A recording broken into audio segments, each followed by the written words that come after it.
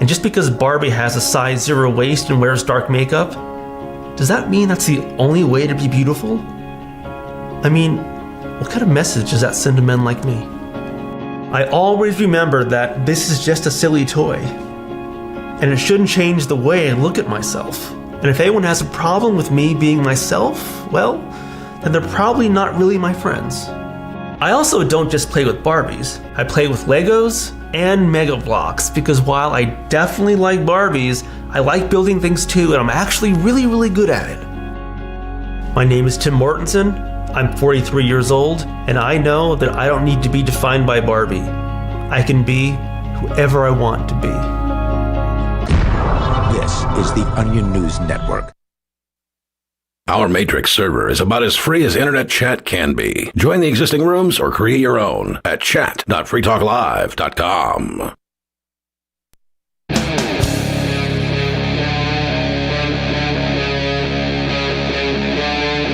Free Talk Live.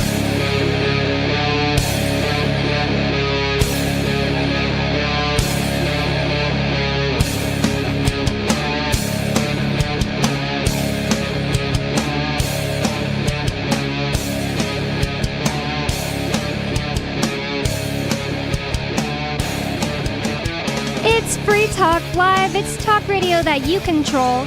And 603-283-6160 is the phone number for you to call. That's 603-283-6160. And with you in the studio tonight, it's me, Bonnie. Riley. And Nikki. And we have a lot of different things to talk about tonight. It's the Wednesday night edition of the show where the youngest all together are hosts and we talk about stuff like drugs and consciousness more often. I think I'm the oldest on the show right now. On the whole show? No, not on the whole show, but on tonight. Oh, yeah. I was like, wait, you're older than Captain? No, yeah. No, not older than Captain. I knew that. I don't know. But yeah, right now, I think you're the oldest and Nikki is the youngest. So I think it's like Yeah. just like a 10-year difference or something. And I don't know. It's radio, so it's not like we're teenagers. Exactly. We are. we're trying to do a somewhat professional show here. Right. I don't know how we do, but it's getting better.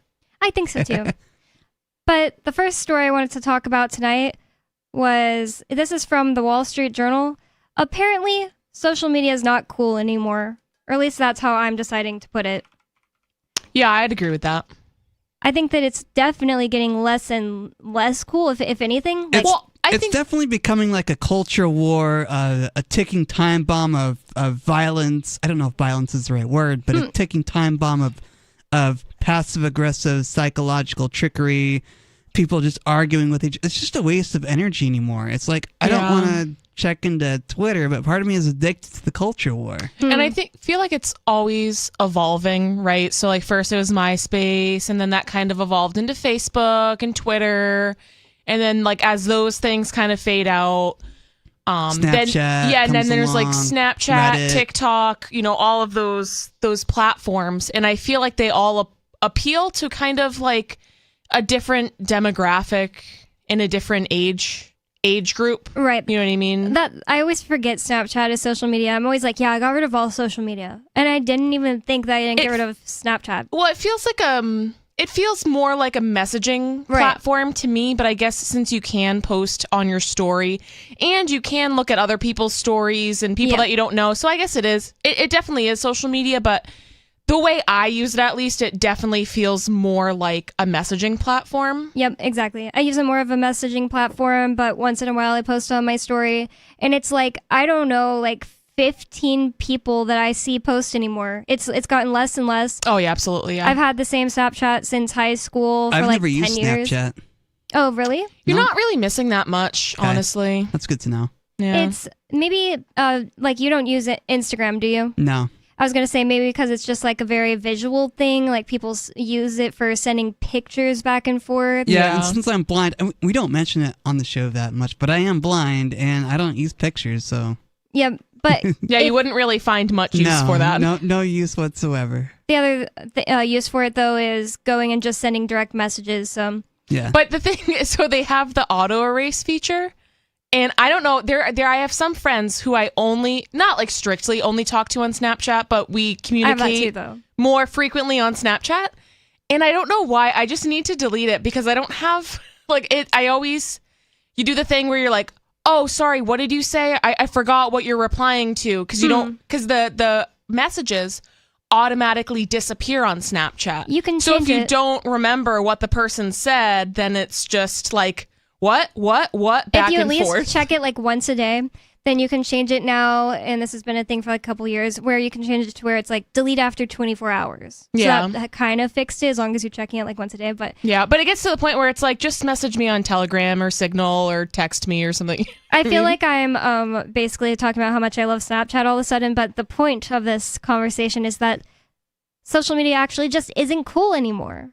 At least that's what I think this article basically is saying. It says, it's from the Wall Street Journal. It says, we aren't posting on social media as much anymore. Will we ever? And I hate when media just says we. Ugh. So, yeah, because I was thinking, are they talking about their own platform? Right. Or is it the collective we, like all of us? Yeah, it's really hard to say what the Wall Street Journal is trying to get at here, because who are they talking to? I mean, they could be talking to their readers, but at the same time, it's really confusing when they use the word we. They have a mouse in their pocket. Exactly. They're trying to mouse pocket us. Yeah, I just hate that. I hate when any kind of newspaper, magazine, media says we blah blah blah. It's just like, oh, you're so obviously trying to do it. I kind of dislike it in general, the whole collectivism. Like, and it's hard to get away from, because I think it's ingrained into some of our language.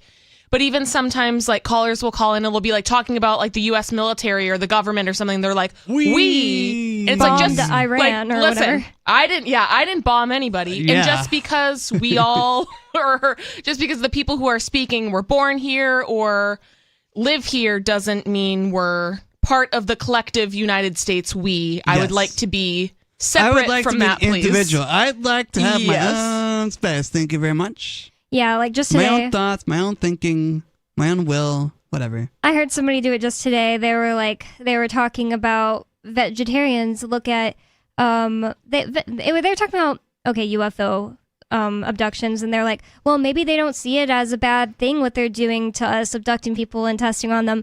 Maybe they see it just like how we see the way that we treat our livestock. And vegetarians will say that the way we treat our livestock, and I was just like, oh, why is he saying we? He's not a farmer. Yeah, and it's like, I don't treat livestock Like anything, yeah. like anything. I don't really have that many interactions with, like, I don't have have farm any. animals. I don't either. So. I mean, but if I did, I'd hopefully treat them with some respect. Yeah. Is coconut livestock? Does that No, count? I don't think so. Coconut, I don't know if coconut's considered livestock. I think coconut is a family friend, or maybe just a family member, but still an animal family member. I don't know where he is. Well, yeah, we were talking about the annoying mouse in your pocket that the Wall Street Journal is doing here, where they put, we aren't posting on social media as much anymore. Will we ever? Are you posting on social media? 603-283-6160. Yes, you can call to answer that question, talk about what we're talking about, or even change the subject. But the thing about it is it annoys me to get mouse pocketed, as you say, Riley, but it's also true of me, to be fair. Yeah. I'm posting on social media a lot less. Like, I used to just 2 weeks ago post on Twitter like 10, 30 times a day.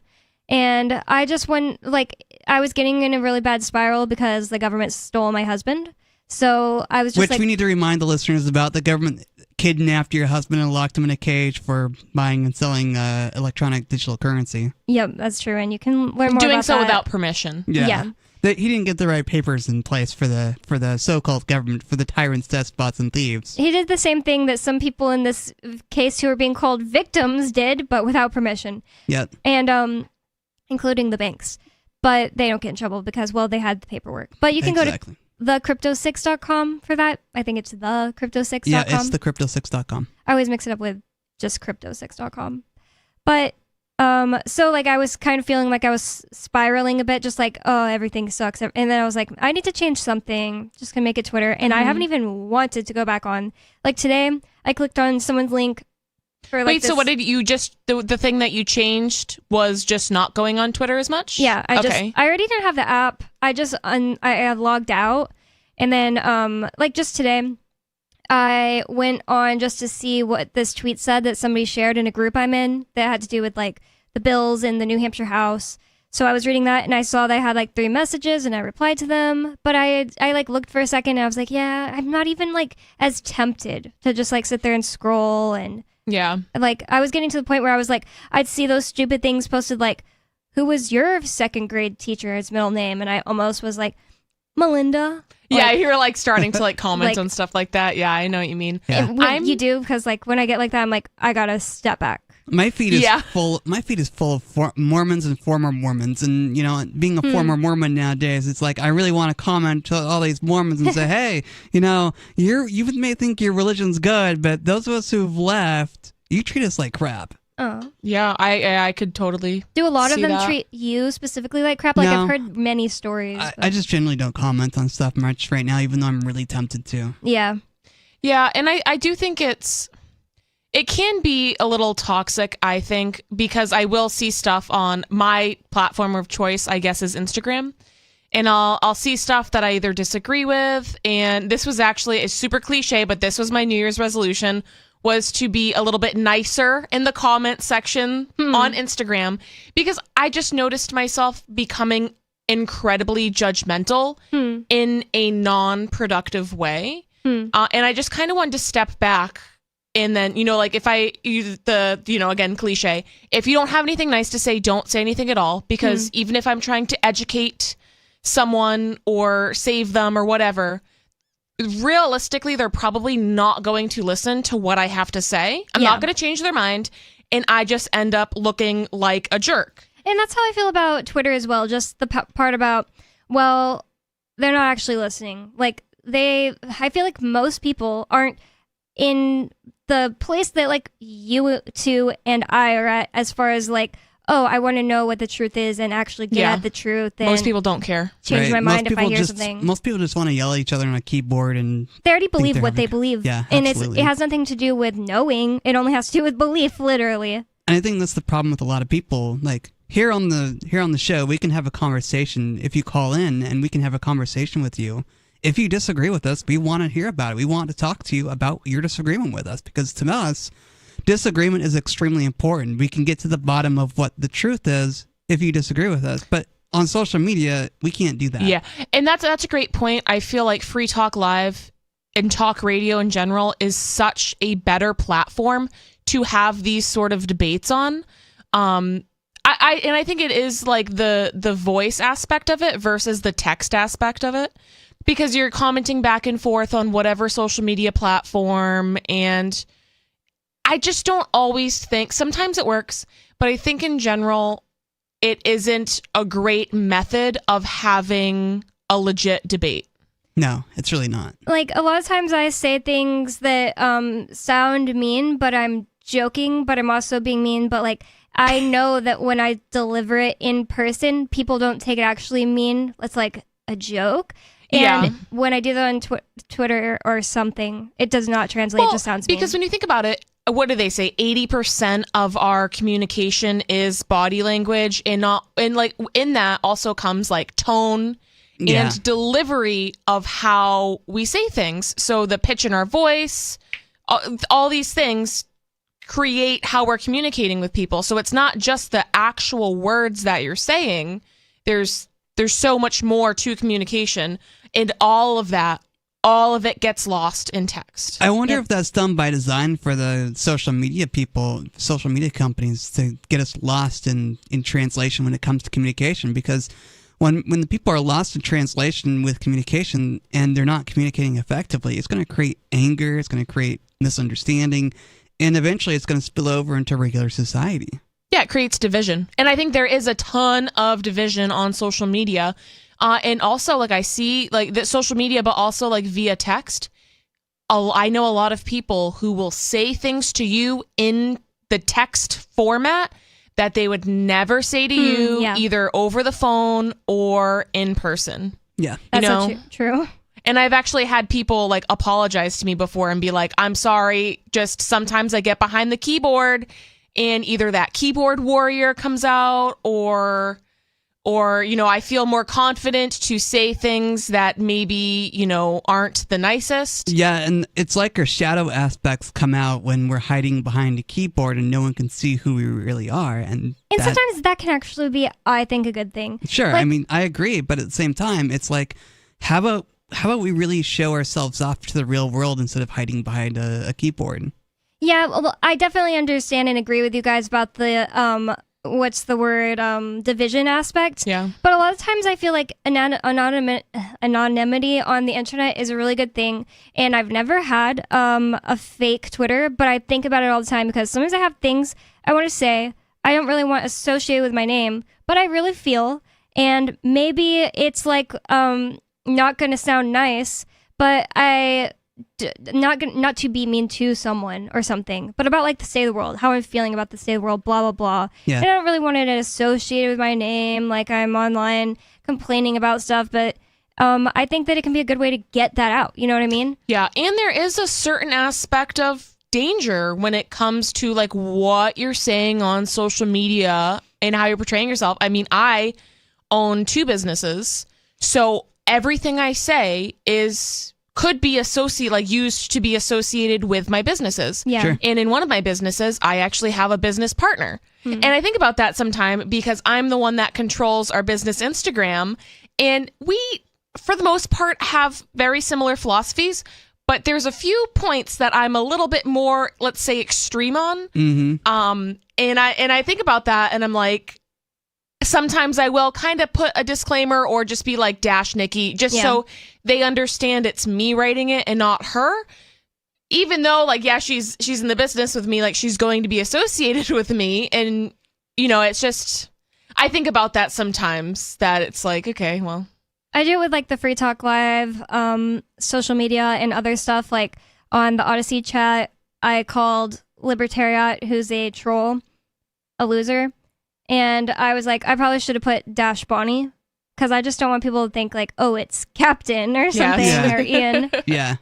being mean to the Libertariat, but he deserves it. Yeah. But it's collectively from all of us. Yeah, I think it's sometimes if you represent like a business or a show or a company or whatever online, I think it's definitely important to be a little more professional. Yeah. Yeah, absolutely. And it's just it's just privacy in general. Like when I was a kid, they would always teach us all the time, don't ever take a picture of yourself and post it on the internet where you're right in front of your house and your house number's there. Just things like that. Yeah. Yep. And I don't know. And now people love doing that. Oh yeah, they and love showing off their life to get likes and stuff like that. Yeah, but you do have to be careful with that sort of stuff.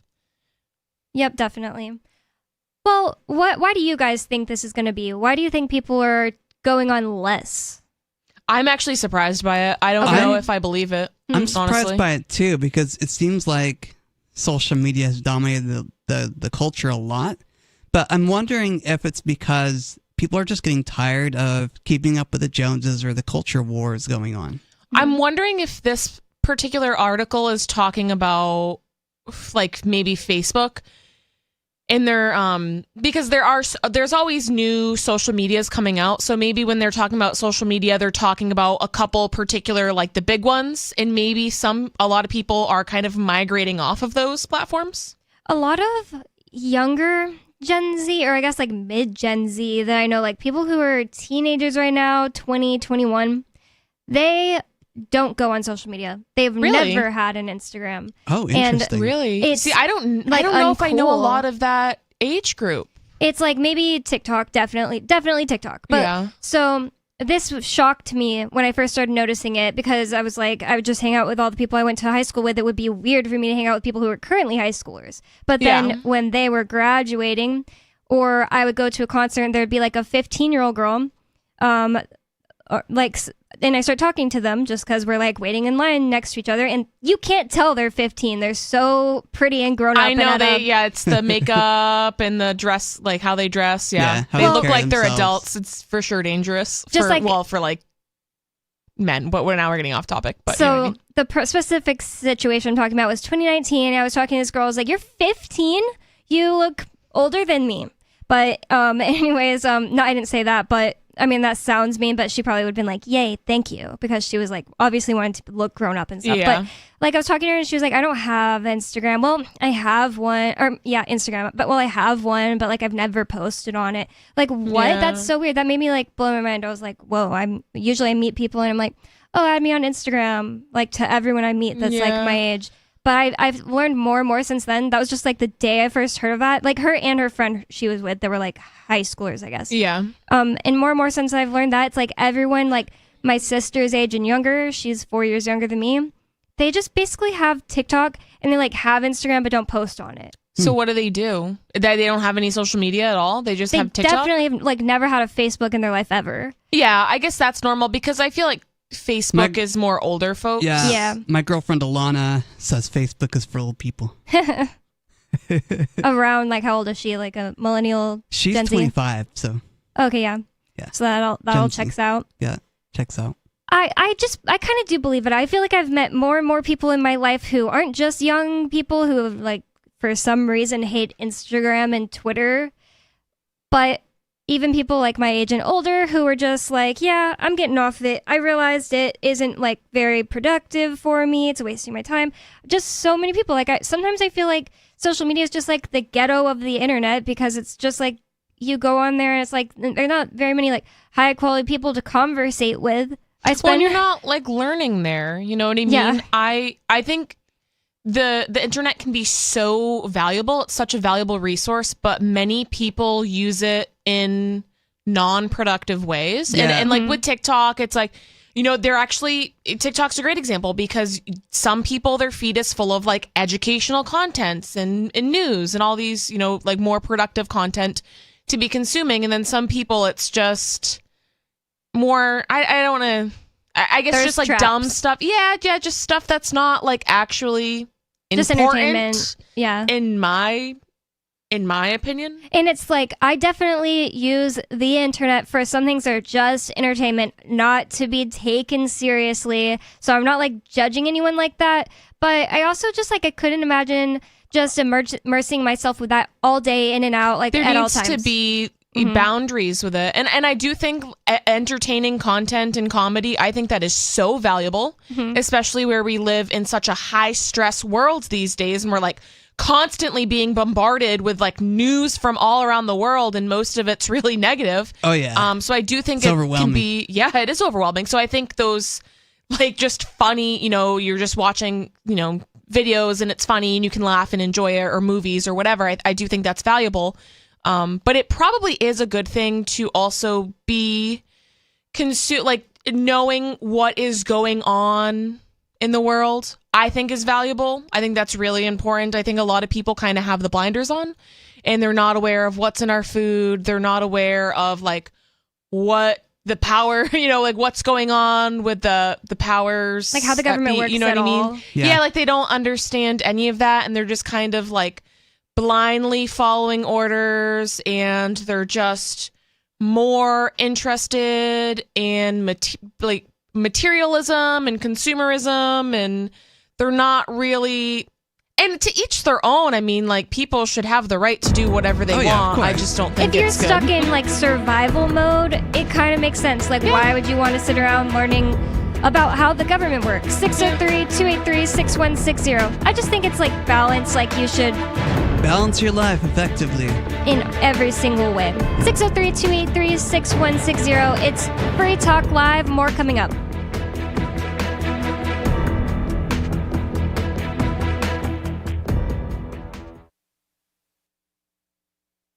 This hour of Free Talk Live is brought to you by Dash Digital Cash. Dash is the cryptocurrency designed to be used for spending. In addition to being one of the world's first cryptocurrencies, Dash was the first crypto project to have a decentralized autonomous organization that to this day continues to improve and promote Dash. Every month, 10% of the mining rewards go into a treasury. Anyone with one Dash to spend can put forward a proposal to the Dash masternodes. The masternodes vet the proposals and decide which ones move forward and are funded by that treasury. Nowadays, DAOs are plentiful, but Dash paved the way by doing it first nearly a decade ago. Dash is one of the oldest cryptocurrencies and is widely available on exchanges, including the decentralized Maya protocol, and in multi-crypto wallets. It's easy to get and use Dash. Start by learning more at dash.org. Thanks to the Dash DAO for sending us 32 Dash per month to promote Dash on the air. Visit dash.org to learn about Dash. Dash.org. From Feature Story News in Washington, I'm Caroline Malone. The United Nations has warned that the death of Hamas deputy chief Salah al-Rouri may escalate conflict in the Middle East. William Denslow reports from the UN headquarters in New York. A spokesperson for the UN's mission in Lebanon says the Beirut attack could have devastating consequences on both sides of the border between Lebanon and Israel. Hamas has described it as a terrorist act, and its ally Hezbollah says it was an attack on Lebanon's sovereignty. Israel, without claiming responsibility, insists it was not an attack on Lebanon. As the conflict between Hamas and Israel continues, the UN has raised concerns over the risk of regional spillover. UN Secretary-General Antonio Guterres has called on all parties to exercise maximum restraint, implement a ceasefire and de-escalate tensions. William Denslow, New York. A 10-year-old boy has been arrested on suspicion of killing another child with his father's gun in the US state of California. Police found the 10-year-old boy bleeding in a parking lot, and he was later pronounced dead at the hospital. The suspect was allegedly angry after losing an informal bike race. His father has also been booked on suspicion of possession of a firearm by a felon, child endangerment, and acting as an accessory to a crime. US correspondent Kate Fisher reports. According to the sheriff's office, the boy had gone out to his father's truck to get him cigarettes when he found a loaded gun. The victim had been riding his bike when the boy bragged that his father had a gun and then shot him once before running into a nearby apartment. The suspect's father was arrested on suspicion of carrying a stolen and loaded firearm in a vehicle, child endangerment, and being an accessory to a crime after the fact. Kate Fisher, Washington. Junior doctors in England have started the new year with 6 days of industrial action in a long-running dispute over pay. If it continues as planned, it will be the longest strike by doctors in National Health Service history. Stuart Smith reports from outside University College Hospital in London. Last year, they already managed to agree a 9% pay rise, and at the end of last year, they were negotiating with the government about boosting that by 3% more, but it's of course far short of what they would like of 35%. Now, junior doctors in Scotland did manage to negotiate a 17% rise, making the argument that the cost of living crisis, inflation and a lack of pay rises over the last decade meant that that figure was deserved. But in the meantime, junior doctors say they will strike until the government starts to make them a, quote, credible offer. They make up around half of the workforce in the NHS, and so it's having big impacts and will have big impacts on the availability of non-urgent operations. You can stick it to the man and big tech. Join our FTL social mastodon at social.freetalklive.com.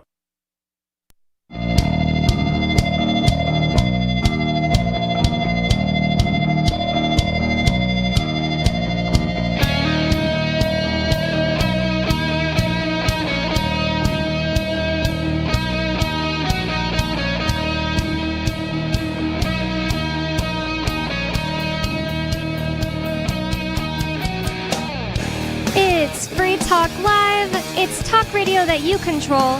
And 603-283-6160. That's the phone number that you can call to get in on the conversation with us. You can bring up whatever is on your mind. You can change the subject. You can comment on what we're talking about, your opinion. It doesn't matter. It's Free Talk Live. And that's 603-283-6160. And this hour of Free Talk Live is brought to you by Dash, Digital Cash. Dash is the cryptocurrency designed to be used for spending. Rising fees have made Bitcoin useless for purchases, but Dash continues to have fees less than 1 cent per transaction, and its features ensure Dash is undefeated as the most useful cryptocurrency in the marketplace. From a technical standpoint, Dash transactions are irreversible, and its network is protected from 51% attacks by their Chainlocks technology. There's no need to wait for a confirmation before considering a Dash transaction complete, so it's great for merchants. Dash is one of the oldest cryptocurrencies and is widely available on exchanges including the decentralized Maya protocol and in multi-crypto wallets. It's easy to get and use Dash. Start by learning more at dash.org. Big thanks to the Dash DAO for sending us 32 Dash per month to promote Dash on the air. Visit dash.org to learn more about Dash. Dash.org. And with you in the studio tonight, you've got me, Bonnie, Riley, and Nikki. Before we move on to what we're going to talk about, I just want to mention that today is the Bitcoin's birthday. It's the day the first Genesis block was mined on Bitcoin. It has so many birthdays. I thought it was Halloween. I guess that's the white paper. That's when the white paper was And then written. there's the pizza day, the Bitcoin pizza day. And we talk about cryptocurrency a lot here on Free Talk Live because we value the idea that government should not be running our money system. And Bitcoin was the first big cryptocurrency. And unfortunately, it's become rather useless as a currency because of all the high network fees. So that's why we promote Dash on the radio. I have like an autism or something to where I remember a lot of these things. So I happen to also know that it's Greta Thunberg's birthday. Really? And the It's guy like so who, random. Yeah. How did you learn that? How dare you? The guy who shot people in Wisconsin. Oh my gosh. What's That's his like, name? I have no clue. Not a killer or like a murderer, like a mass murderer. Kyle Rittenhouse. It's his birthday too. Oh, yeah. And they were born the same year. That's actually really funny because those are like two. Right. Like they're probably the same age, but it's like two opposites. They were born the exact same day, like year and everything. And that's the reason that I saw this on the internet. Somebody said like, the thing about astrology that I can't believe is the fact that Kyle Rittenhouse and Greta Thunberg have the same birthday. But And that's I'm pretty sure all it's it today. takes to be born in a different spot, and it changes a lot. She's probably born in I forgot what country I think she's from but Sweden. Europe. Yeah, Oh, she's from Sweden. I think so. Yeah. Yep. Okay, and he was probably born in Wisconsin or whatever. And yeah, I bet neither of them are real. Real people. They're probably not. You think they're hallucinations, or do you Yeah, think I was gonna they're say my friend met creations from him. the Matrix? Or like actors or something. Yeah, like what is it called when they brainwash people? MK Ultra. Yes, they were That's what MK Ultra If or anything, whatever. I think or they're that. robots. Who knows? Like I'm Crisis pretty actors. sure he's a real person because my friend met him at the Revolution thing. I'm that sure you can see Yal him with your does. eyes. But Yeah, I can't. Except Oh, well, it's probably because I'm blind. But when I different talk story. about like, oh, I bet that person is just like it's a fake person, like Joe Biden. I mean, like an actor. Like, oh, they don't really think the things they are saying out of their mouth. They're just part of the fakery. Yeah. The world is a stage, so I Yeah. believe it. We were talking in the last segment about this story from the Wall Street Journal. It says we aren't posting on social media as much anymore. Will we ever? Excessive ads, bots, and misinformation have sucked the fun out of sharing publicly, users say. And that's actually a good point. I hadn't really thought about that. The bots. Oh my God. Yeah. They're everywhere. Lots of people log into social media every day. Fewer and fewer are actually posting.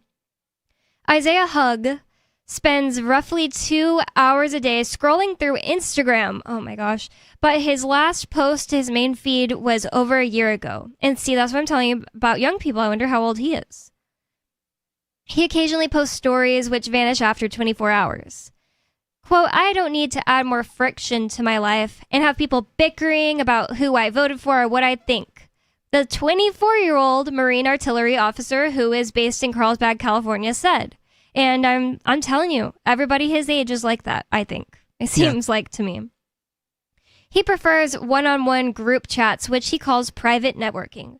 The other thing I didn't really point out is I've noticed, at least for a decade, that boys or males are way less likely to have any kind of social media at all. And sometimes you'll just meet a guy and someone will be like, oh, show me him.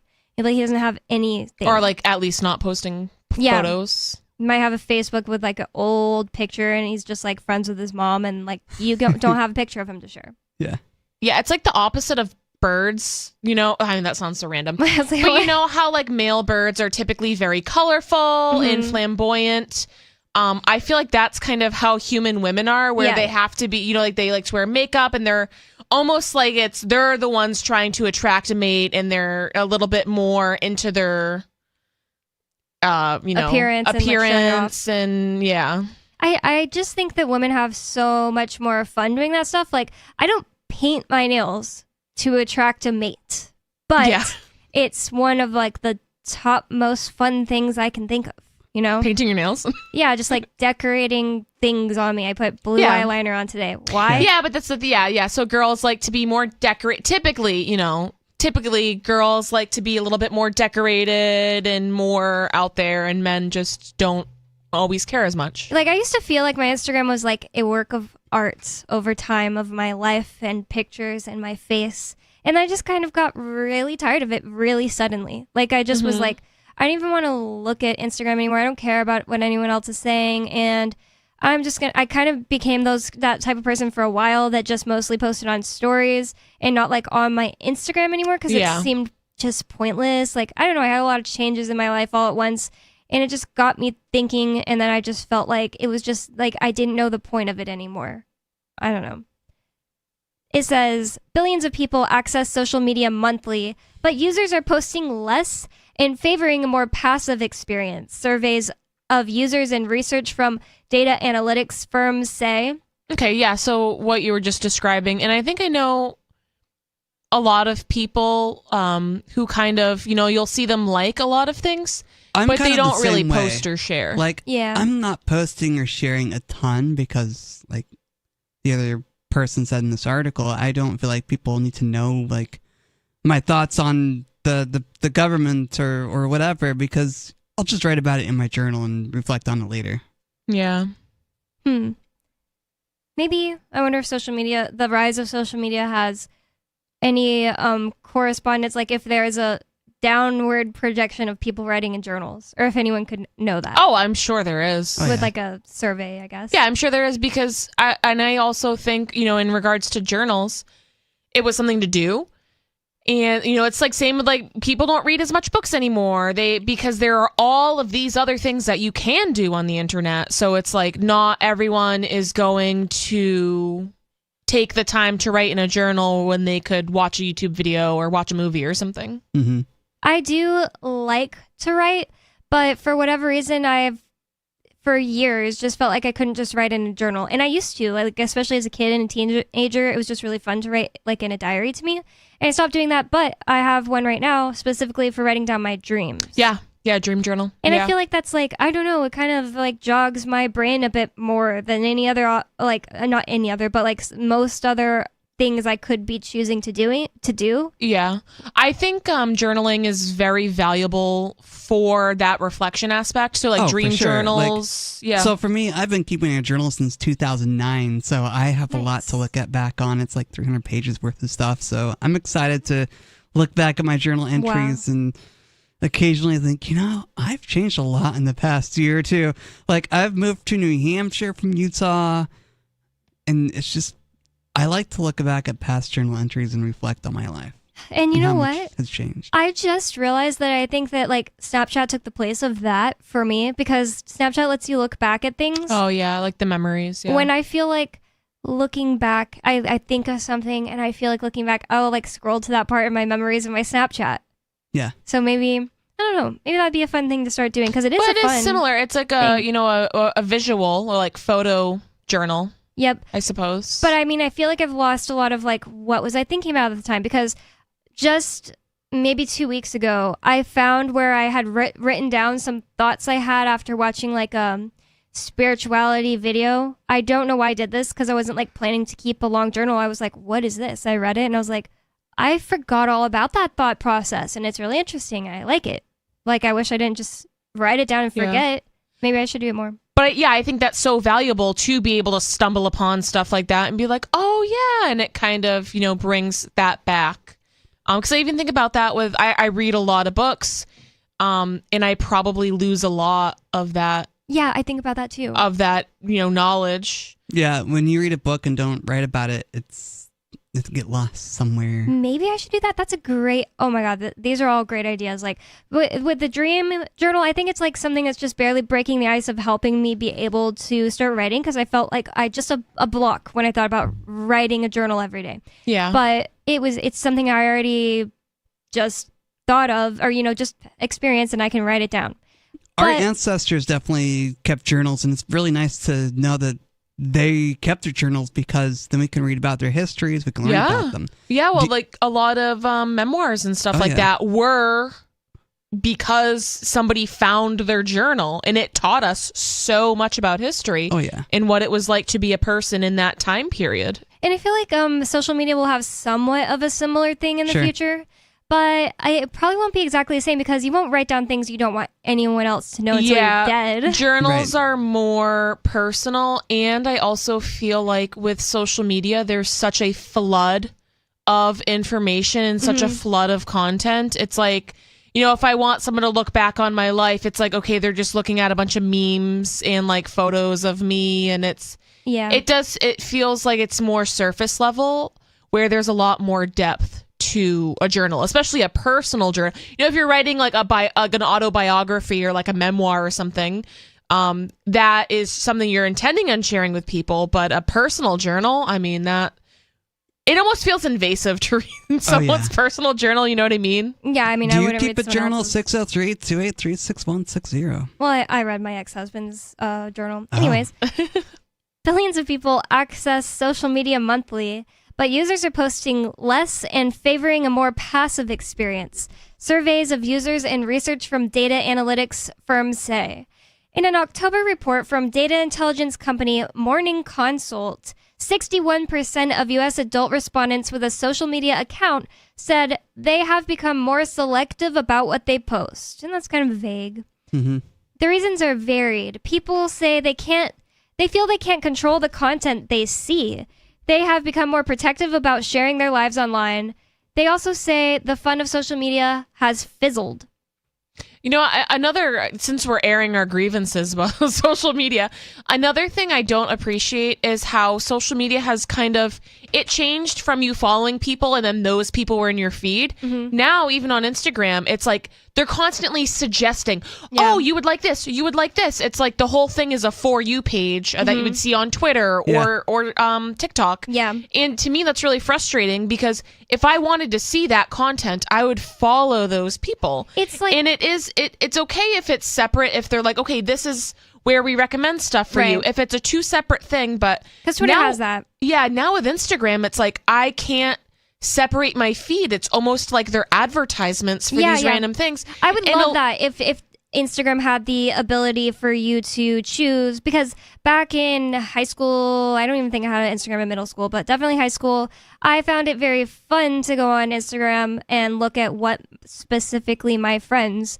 had posted. It was like every single day. Like I would go on Instagram but for now long our feeds periods are of so time. cluttered with everything else. It's like that you don't I care want to do this anymore. Yeah, and I feel like they also don't understand what I like. Well, you know what I mean? Like they're not doing a very good job at curating and like recommending things for me. Like for a while they were recommending these really like traditional Christian women that were like, you need to be subservient to your husband. And it's like, okay, and it was a ton of them. And I'm like, listen. Sound like Nikki. No, it's not. She does not sound like the type of person to be subservient to Matt. Yeah, exactly. So it's like, what the heck? It's like, you know, just because I like canning and gardening, doesn't mean that I'm not really Christian. You know, I'm not religious in that way. So it's like, listen, Instagram, you got me all wrong. So and it was just frustrating because I'm like, I don't want to see this. I don't like this. And then that stems into me posting the mean comments like,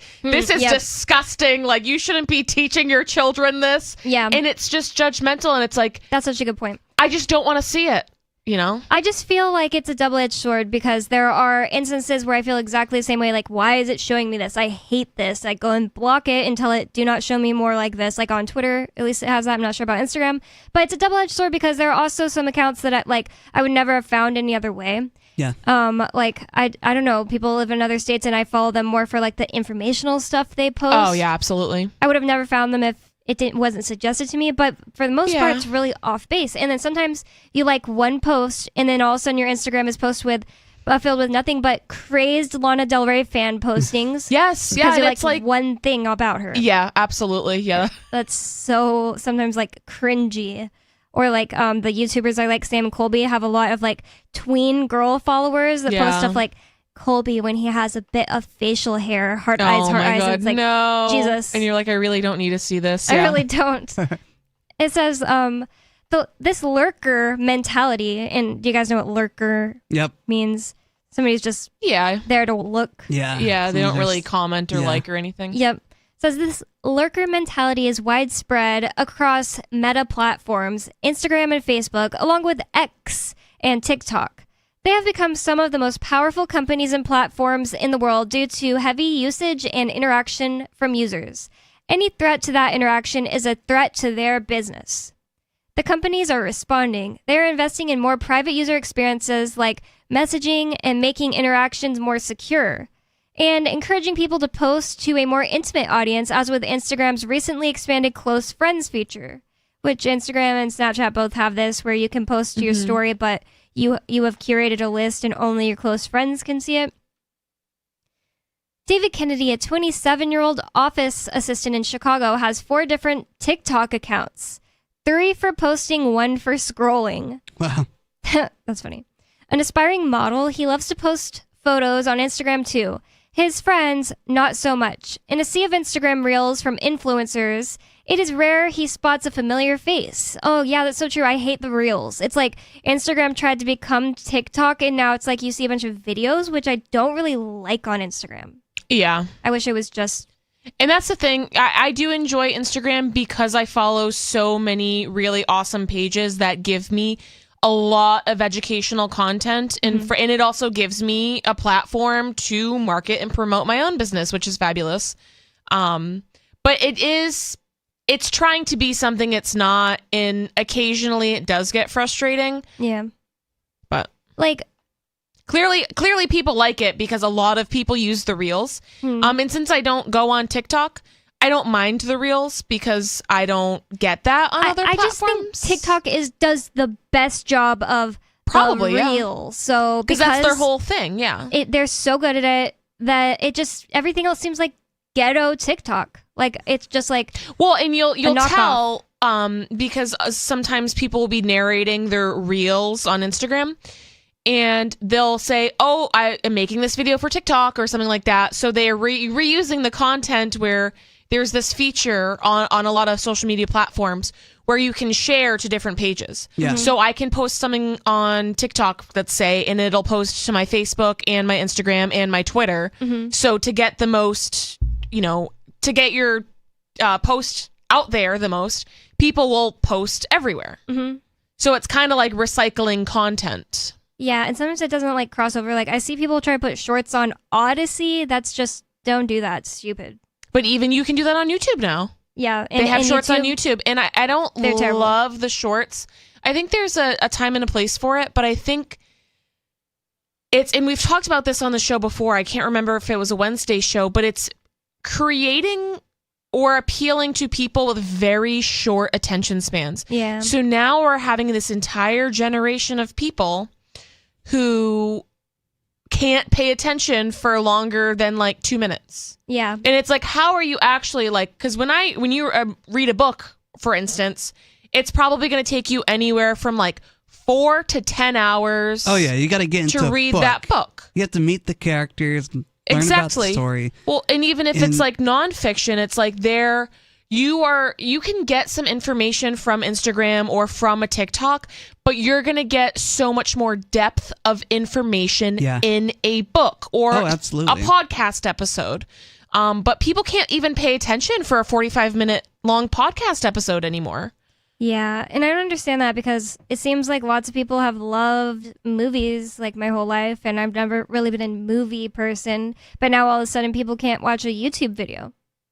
Yeah, but I feel like it also is kind of the younger generation. I mean, I do see some like boomer age people who are kind of developing into this because of their social media usage. It's kind of like molding them. Yeah, it's like kind of molding them into having this sort of attention span. But I do notice this more with kids and with teenagers. I have talked about on this show before, but it was like a really long time ago.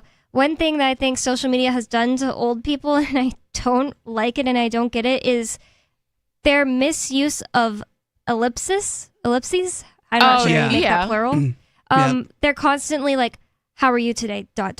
Yeah. And it's like, are you mad at me?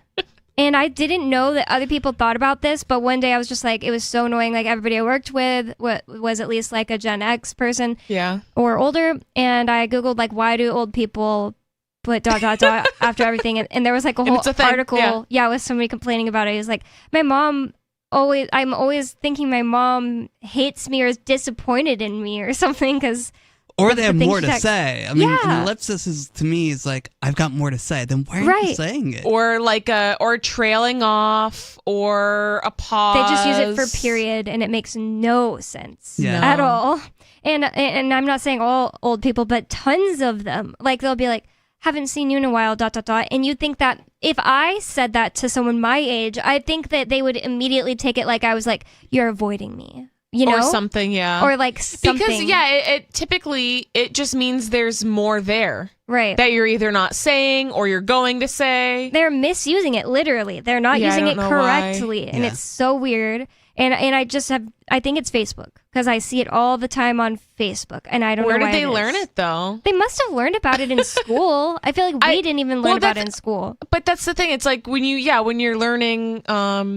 in grammar and sentence structure, they should teach you about ellipsis and I feel like they had to. But I'm saying, where did they learn how to misuse it? Exactly. I think it's memes from India or something. Like memes from some foreign country. I don't know, because that's what they look at all day. That's what old people look at on Facebook all day. And that part just irritates me. And it's just so interesting how there are different things that, like, I don't remember what it was you said now, but you said something about how it affects older people, because it's just like social media. Oh no, you were talking about how it affects younger people. Social media definitely affects older and younger people in different ways, and I think it's mostly negative. Well, it's great that we're all more... I don't know. I was going to say that we're all more... It's great that we have the ability to connect with people who aren't physically anywhere near us. Yeah, I do think that is very valuable. And that's why a big reason why I have a Facebook is I have family all over the country. And it's nice to be able to connect with my cousins in Alaska. It's not going to be very easy for me to go to Alaska. Yeah. You know what I mean? So it's nice to be like, oh, like, look at, my cousin's kids. They're growing up. And, she can see the same thing about my life. And it's just nice to post and update somewhere to say, here's what's going on. And have people look at it. I just hate Facebook so much, so viscerally and so deeply. I just had to get it to where, like, I also have family all over the country, and I just had to, like, give them my phone numbers and be like, hey, I don't have Facebook, by the way. And then if they have something to tell me, they can text me. Like, I mean, it's a bit harder, I guess, than just going on there and it getting fed to me. But it's just, I feel like Facebook is really harmful to my brain. 603-283-6160. It's Free Talk Live. More coming up. You can call in with whatever's on your mind. It's 603-283-6160. Free Talk Live. More coming up.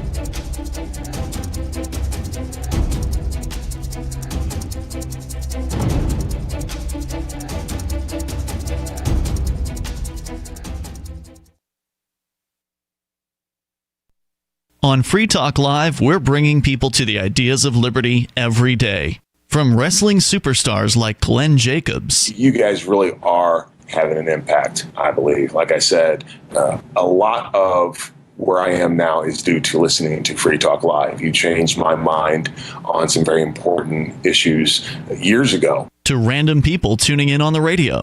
I was kind of stuck in the left-right paradigm. I heard your show by chance on a Saturday night. From there, I went on, joined the Free State Project, and become an amplifier. So, I mean, that's really the reason why I amp is because I know that if it wasn't for you guys being on as many stations as you are, I never would have found the ideas of liberty.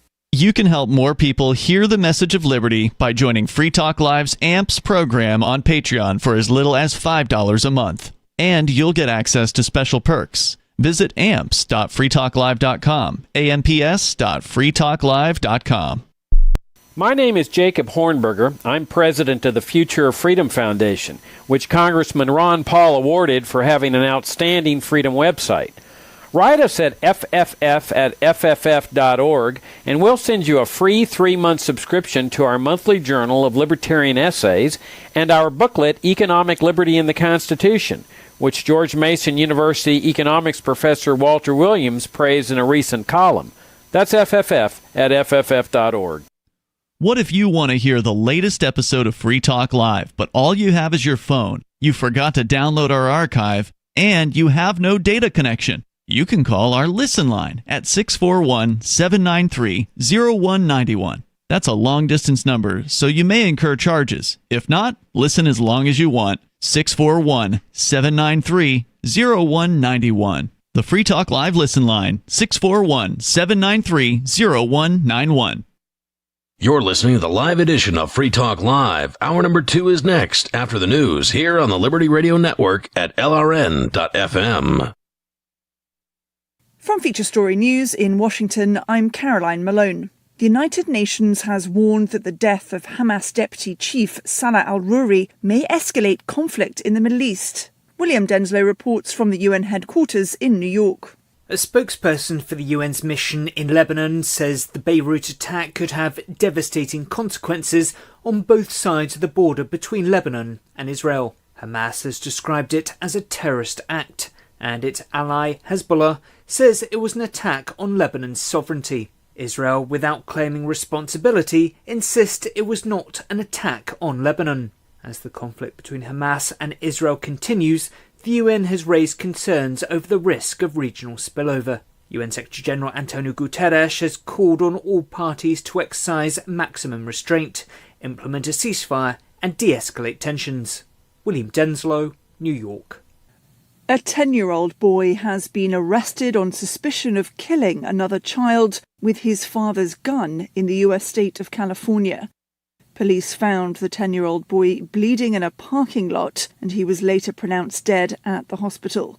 The suspect was allegedly angry after losing an informal bike race. His father has also been booked on suspicion of possession of a firearm by a felon, child endangerment, and acting as an accessory to a crime. US correspondent Kate Fisher reports.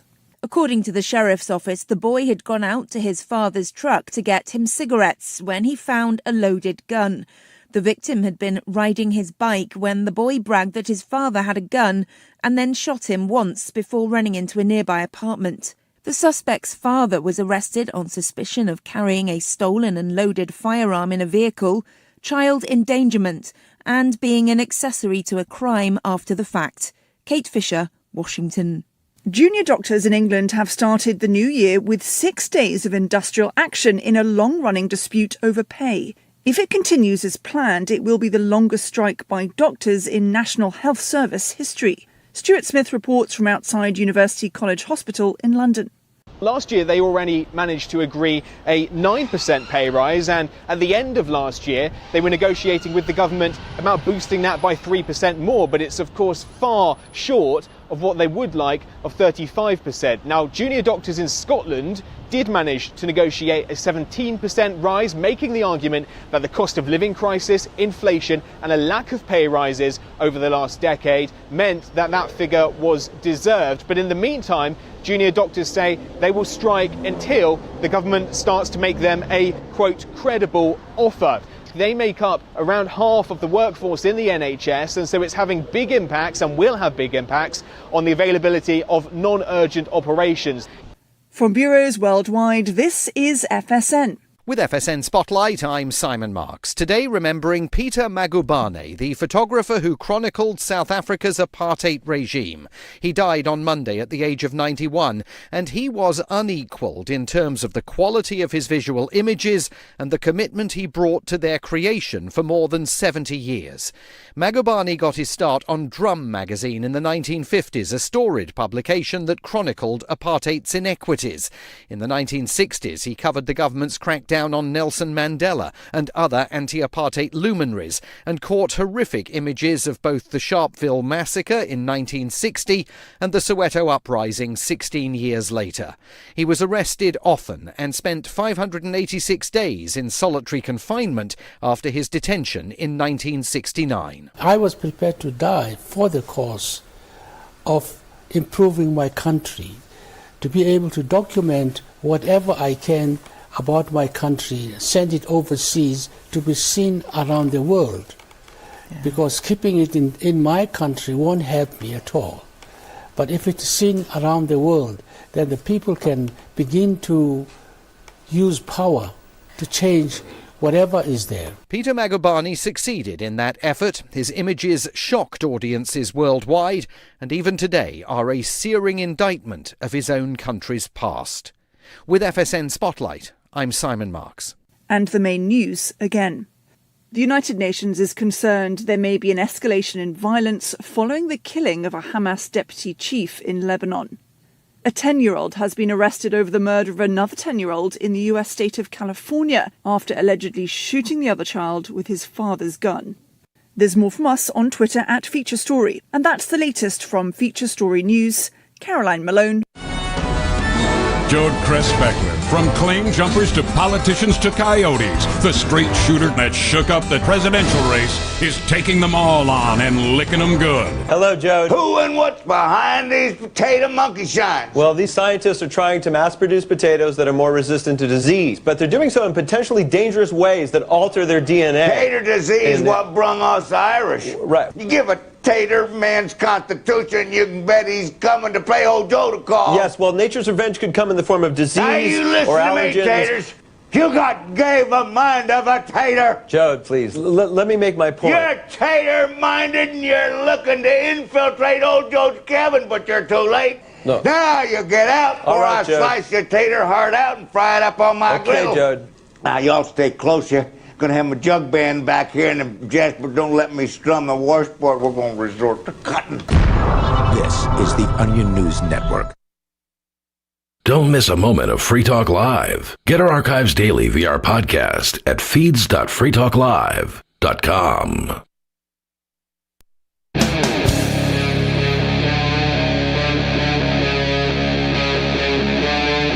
Free Talk Live.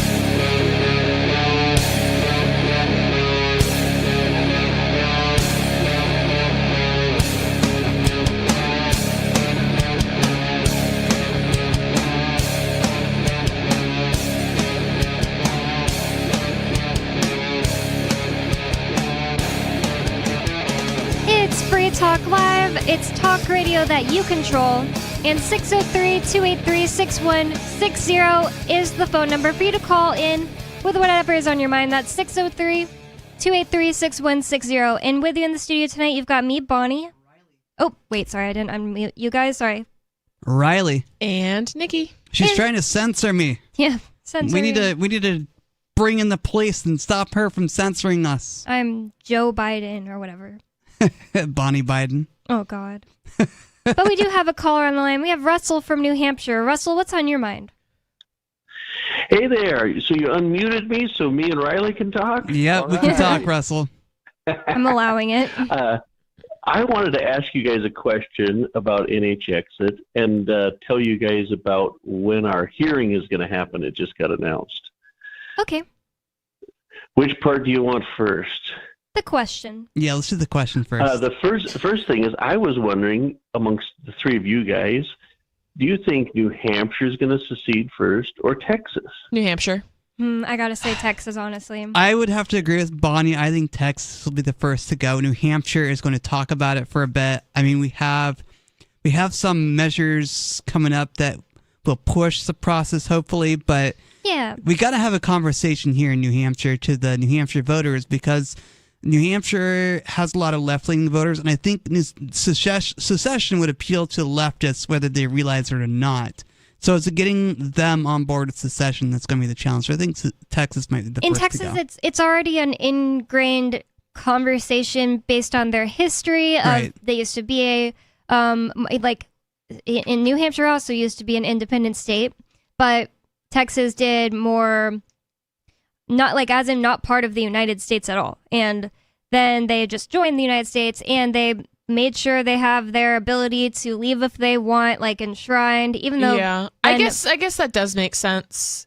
Has there been anything recently in Texas where they're like introducing new legislation? Yes, there is this thing that they had gotten over 100,000 signatures for to get it on, but I couldn't exactly describe what it is. Maybe Russell could, but the Republicans were like dragging their feet getting the signatures verified, even though it's their job. The bad Republicans. Oh, okay. Well, they have the same problem as us. The GOP in New Hampshire is not on board with our secession talk either, just like Texas yet. So, yeah, They don't have any way to put a referendum on the ballot like on like California can, and they don't have any way to make easy laws like here in New Hampshire. So they're trying to put something on the primary ballot for Republicans, and the Republicans are fighting them. So we'll see what happens. So who do you think will secede first? Well, my hope is that Texas secedes first and New Hampshire sneaks out and nobody notices. Is that because you want New Hampshire to secede and while no one else is looking while they're fighting over Texas? Yeah, and nobody, and we've been joking about, we're only 0.4% of the U.S. population, so they might not even notice. Yeah, we're barely even a percentage, so why would they want to cling to a state like New Hampshire? Yeah, well, we're not a welfare state, though. We give more than we get. So does Texas. Yeah. Texas does as well. Okay. Yeah. Sure. Yeah, that's the way it is for. Well, I think really, depending on how you do the math, it's like that everywhere. Maybe New Mexico, I don't know, but yeah. But the United States government doesn't seem likely to be happy with any of us leaving, so they must think they're getting more money out of us. Yeah. Or maybe it's a control thing. Like sometimes I think like it makes sense to follow the money. Money obviously has some impact, but I think it goes beyond that. Yeah. There's lots of factors. And also, once one state does it, it kind of opens the floodgates, right? Then it's like, well, if Texas did it, then and Texas is doing pretty good. Why wouldn't we do it? Explode. They didn't die. Yeah, immediately. It opens up that question because there are so many people who are like, it's impossible. How would you? I mean, we had one gentleman call into the show one night that was literally like, "You guys aren't going to have any electricity, any water." He thought that we would just be cut off. Yeah, he thought we would just have nothing, and it's like, well, first of all, most of those things are provided by the state. Yeah, and second of all, I mean, you think that we couldn't figure it out? Yeah, I mean, it can't be that complicated. Like 1.5 million people, I think. Well, I always like to tell people that we'll probably be better off than Haiti the day after we leave. Right? There's a whole lot of countries that are a lot poorer than New Hampshire will be. Absolutely. What did you have to share, Russell? So just this afternoon, we have 2 bills that we're trying to get passed in New Hampshire related to secession. So there's the CACR 20, which is the Jason Gerhard's thing where it would change the Constitution to say we would leave if the U.S. debt gets over $40 trillion, and then that would have to be voted on by the people. Yep. Which is and then great. The other one, I just like the trigger in that bill instead of it just being like, it gives people more to think about. I think. Oh yeah, I just love it. It really does. And plus, the people of New Hampshire get to vote on whether to leave or not. Yep. And then the other one, of course, it leads to even more discussion because the other one is House Bill 1130, which proposes that we have a study committee. Because 2 years ago, some of the Republicans said they didn't want to vote for this until we should have done a study committee first. So this would initiate a study committee. Which would study it for a few months. And it'll answer so many people's questions once they're done with that. Oh, yeah. So both of these bills are going to be heard in the State Federal Relations Committee on January 12th at 9:30 and 10:15 in the morning. That just happened this afternoon. So we know what day the meeting is. Yep, they're 45 minutes apart, which I really don't believe that the secession one will only take 45 minutes. I'm going to try to get as many people there as possible. I know me and my brother, I'm going to drag my brother along to it. Excellent. And I'm not sure if he'll be able to testify. Will they know he's not from New Hampshire? No, they don't ask. He can testify. You just told him. That doesn't matter. Yeah. You could have somebody from Vermont there saying they don't like the idea. I mean, I don't know if it really matters. Yeah. Also, now that it's got a date and time, you can go online to the state's website and do your own online response. Oh, now nice. that it has it pops up in the drop-down menu now that it's got a time. So I wonder how people much can it do that matters. from anywhere they are. I mean, I don't you think that probably matters a little less than doing it in person? I think going in person makes a bigger impact. You get your 3 minutes, I sure. think, and it's a real human standing in front of them. It's still good for people who can't make it if to you have just the can't. option. It's Yeah, a I think COVID in thing. person is always best, but if you can't make it, that is. I just don't want to give people Second like best. that out. Like, oh, if you can't make it because you don't feel like it, then just do it Yeah. online because it's not the same. Oh, Like, yeah. You got to be in front of these people so Just they don't know think it's the they're same. real supporters Yeah, of this you thing. need eye contact. And the thing is, like the CACR 32, the one that was very similar, that would have just had us constitutionally amend the Constitution. Its hearing was January 2022, I believe. Well, that one had a packed room. They Yeah, to we get had a a lot of people. bigger And room that than normal. definitely, even just having that many people, at that point, it almost, not that it doesn't matter what you say, but makes having its own statement. Yeah, exactly. Mm-hmm. Having that many people who care this much about it pack that room. I think they need to move it to a bigger room. Yeah. Like it was a whole thing. So Yeah, that in and of it seems itself like- says a lot. Yeah. It seems like when we get to the point where we're actually getting close to secession, these kinds of meetings will be so huge. Have you ever heard in New Hampshire, sometimes they'll do one, like especially if it's a homeschool related one, and they'll have so many people show up, they have to do it in the big room that fits 300-400 people. Yeah, that's crazy. Nice. But yeah, That's it's a it has to be topic like that that. some people care about. You know what I mean? hmm Yeah, and with this, well, hopefully we'll be bigger than last time. So, and it seems like with some of them, because the committee's half Democrat, half Republican, and as far as I know, last time all the Republicans were against it. So, and then sometimes they ask questions too. So if you go and do your talk, they'll ask you questions too. So Yep. hopefully we can flesh out a lot of discussion. We'll see. So that's CACR 20 and HB 640.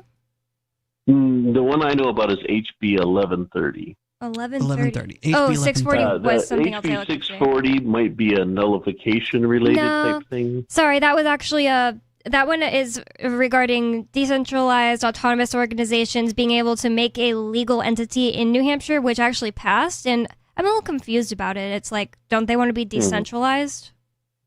Yeah. It's a little weird. Confusing. Like, I guess if you really need a bank account for your DAO, then it's nice that they have the option, but you're not a DAO anymore. Yeah. Anyway, sorry about that. I just want to look that one up today. So HB 1130 and then CACR 20, and it's going to be January 12th at 9:30 for the CACR and 12:15 for the other one. And Well, thanks for the reminder. It says 10:15, but I don't know when Oh. it'll actually be. 10:15. Sorry, I knew that when I wrote down because That's they're where you 45 get the minutes 45 apart. minutes. But I bet, now, since you guys were there last time, I bet it lasted more than 45 minutes last time. Oh yeah. Yeah. Yes. Like an hour and a half, maybe. Yeah, I don't even remember, but yeah, it took a long time because not every single person that showed up spoke. But most of them, I mean, it's a room full of libertarians. They all want their 3 minutes. Oh yeah, we do like to talk about philosophy and liberty and all that stuff. So, But we're it gonna was take some great. time. I mean, there were so many people that were so well spoken, and they said things that were really thoughtful. And then, of course, you have like the jokesters who just want to make some sort of statement or kind of make a scene or whatever, which is also cool, whatever. But I was very impressed by a lot of the like really well thought out. I mean, some people had written things out on paper, and it was really. It was awesome. And you don't have to do that. Like, you can just go up there and say a sentence. Like, so many people just have this writing block about, like, oh, my friend's in prison, but I don't know what to say. And I'm not trying to really be mean. It's just a little frustrating. It's like, what do you mean? Like, what do you talk about with your friends? Just write it, you know? Yeah, just say what anything, Do you yeah. think about this bill? Yeah. Just write it. And that's the then thing. just go say it. Yeah, it doesn't have to be. You know, if you're very literate and you're well thought out, well spoken person, that's fabulous.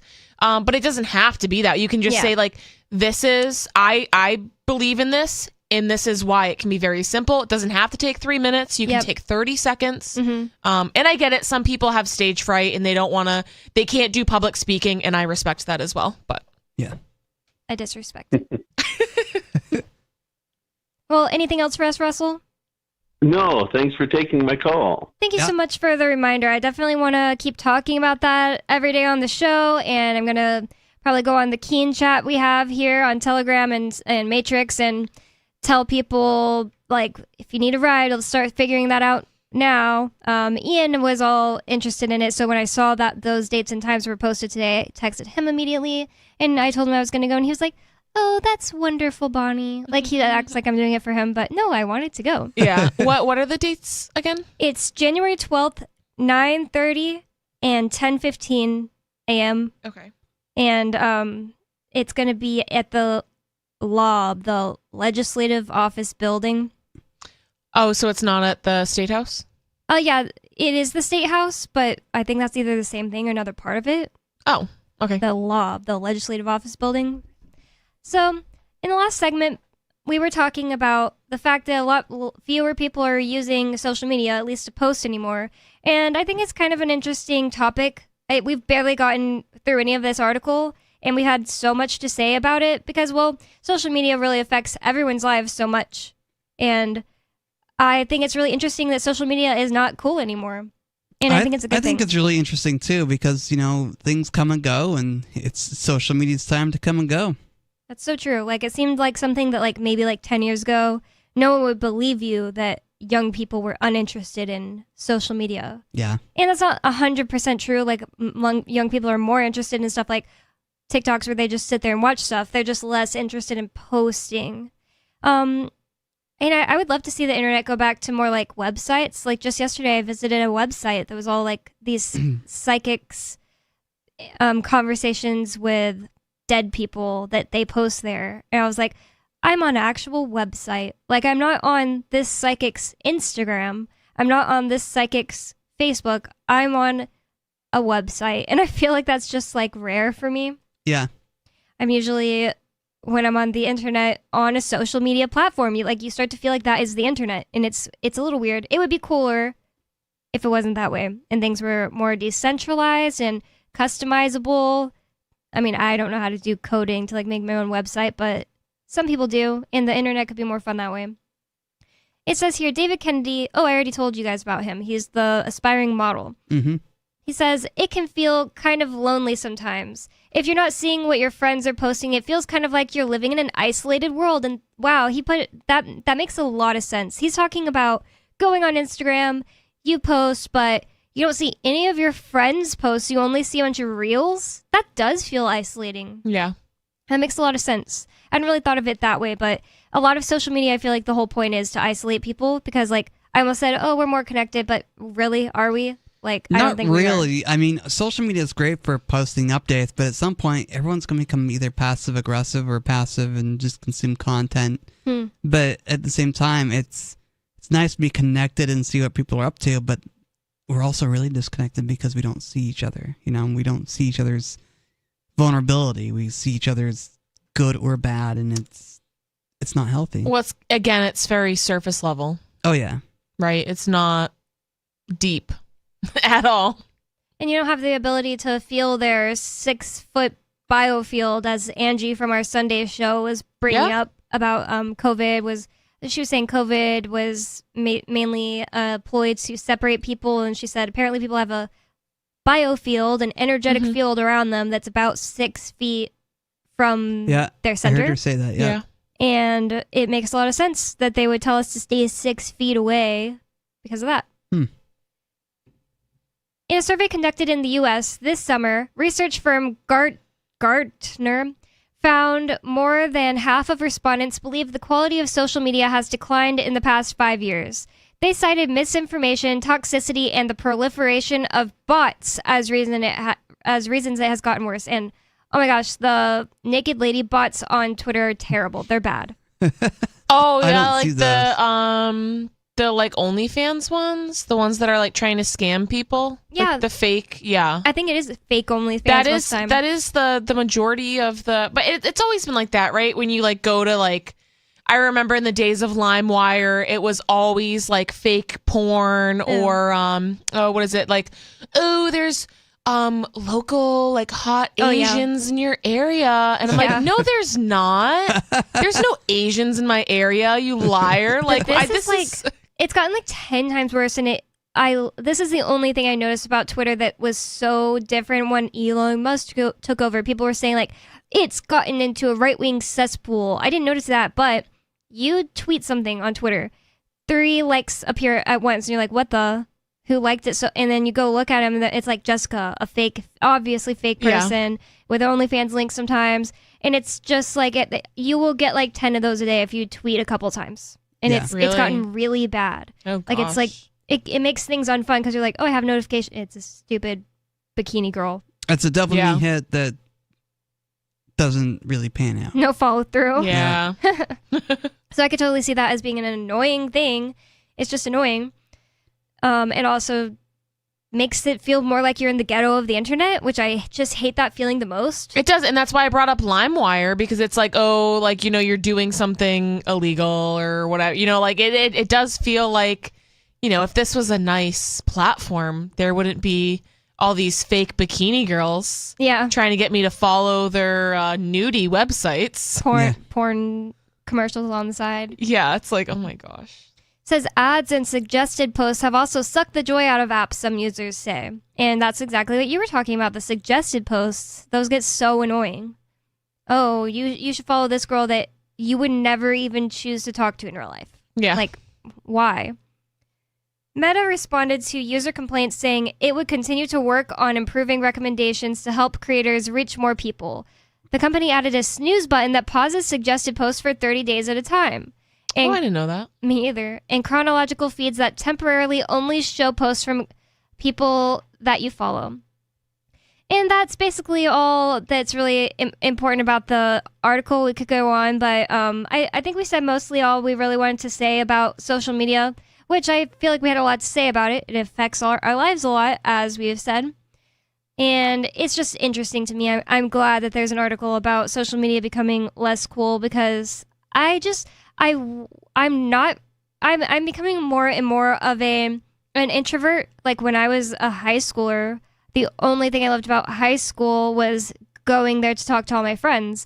Like I loved to talk to people, and then all of a sudden it's like I got my husband, and it's not like that was my only aim of talking to people was to get married or something, but I found somebody that like I could talk to only him all day, and I became so much more of an introvert.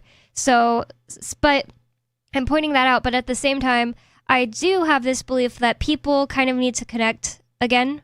Like you'll be less dependent on the government if you're connecting with everyone around you. Sure, and you'll become less dependent on your dopamine hits if you're becoming more connected with everyone around you. I mean, that's healthy. That's something we really didn't get into at all. It is an addiction, I believe. Yeah. Because anything that you know you really shouldn't be doing, but you're doing, it can be an addiction. Because your brain is making these chemicals, and you're getting addicted to the chemicals your brain makes. And that's why I don't fall for it when people say, like, marijuana is not addictive at all. I'm not saying, like, it's bad. Like, caffeine's addictive, too. And I drank caffeine today. Marijuana, caffeine, these are all addictive. But marijuana's, I mean, psychologically and behaviorally addictive rather than chemically. I mean, you may have some chemical withdrawals after stopping marijuana, or if you take a lot of marijuana, you might get something like hypercannabinoid syndrome or something like that.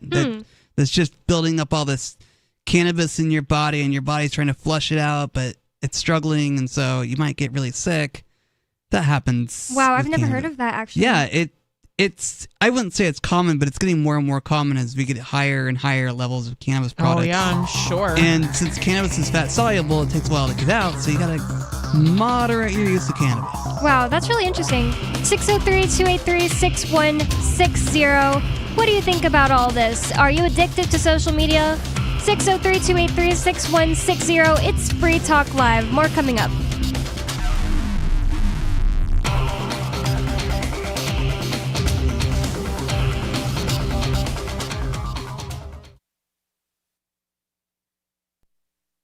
Join liberty-minded voluntarists, anarchists, and libertarians from June 13th through the 16th for the 8th annual Fork Fest at Rogers Campground in the beautiful White Mountains of New Hampshire.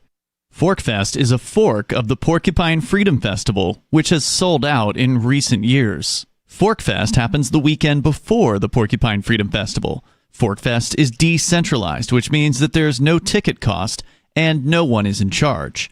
All you have to do to join the fun is reserve your camping site, RV site, or motel room with Rogers Campground for June 13th through the 16th.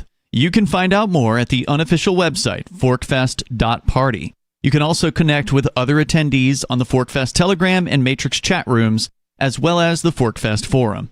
You can find links to those at forkfest.party. We hope to see you there June 13th through the 16th. Forkfest.party. From Feature Story News in Washington, I'm Caroline Malone. The United Nations has warned that the death of Hamas deputy chief Salah al-Rouri may escalate conflict in the Middle East. William Denslow reports from the UN headquarters in New York. A spokesperson for the UN's mission in Lebanon says the Beirut attack could have devastating consequences on both sides of the border between Lebanon and Israel. Hamas has described it as a terrorist act, and its ally Hezbollah says it was an attack on Lebanon's sovereignty. Israel, without claiming responsibility, insists it was not an attack on Lebanon. As the conflict between Hamas and Israel continues, the UN has raised concerns over the risk of regional spillover. UN Secretary-General Antonio Guterres has called on all parties to exercise maximum restraint, implement a ceasefire and de-escalate tensions. William Denslow, New York. A 10-year-old boy has been arrested on suspicion of killing another child with his father's gun in the US state of California. Police found the 10-year-old boy bleeding in a parking lot, and he was later pronounced dead at the hospital. The suspect was allegedly angry after losing an informal bike race. His father has also been booked on suspicion of possession of a firearm by a felon, child endangerment, and acting as an accessory to a crime. US correspondent Kate Fisher reports. According to the sheriff's office, the boy had gone out to his father's truck to get him cigarettes when he found a loaded gun. The victim had been riding his bike when the boy bragged that his father had a gun and then shot him once before running into a nearby apartment. The suspect's father was arrested on suspicion of carrying a stolen and loaded firearm in a vehicle, child endangerment, and being an accessory to a crime after the fact. Kate Fisher, Washington. Junior doctors in England have started the new year with 6 days of industrial action in a long-running dispute over pay. If it continues as planned, it will be the longest strike by doctors in National Health Service history. Stuart Smith reports from outside University College Hospital in London. Last year, they already managed to agree a 9% pay rise, and at the end of last year, they were negotiating with the government about boosting that by 3% more, but it's of course far short of what they would like of 35%. Now, junior doctors in Scotland did manage to negotiate a 17% rise, making the argument that the cost of living crisis, inflation and a lack of pay rises over the last decade meant that that figure was deserved. But in the meantime, junior doctors say they will strike until the government starts to make them a, quote, credible offer. They make up around half of the workforce in the NHS, and so it's having big impacts and will have big impacts on the availability of non-urgent operations. We're still not sure why you'd want to watch, but our video feed is streaming nightly for free at cam.freetalklive.com.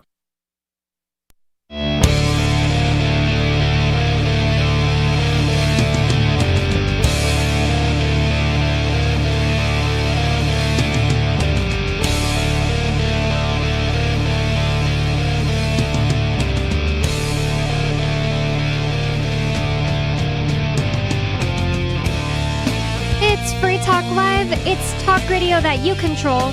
603-283-6160. That's 603-283-6160. And with you in the studio tonight, you've got me, Bonnie, Riley, and Nikki. And I want to tell you about Fork Fest 2024. Join liberty-minded voluntarists, anarchists, and libertarians from June 13th through the 16th for the 8th annual Fork Fest at Rogers Campground in the beautiful White Mountains of New Hampshire. Fork Fest is a fork of the Porcupine Freedom Festival, which has sold out in recent years. Fork Fest happens the weekend before the Porcupine Freedom Festival.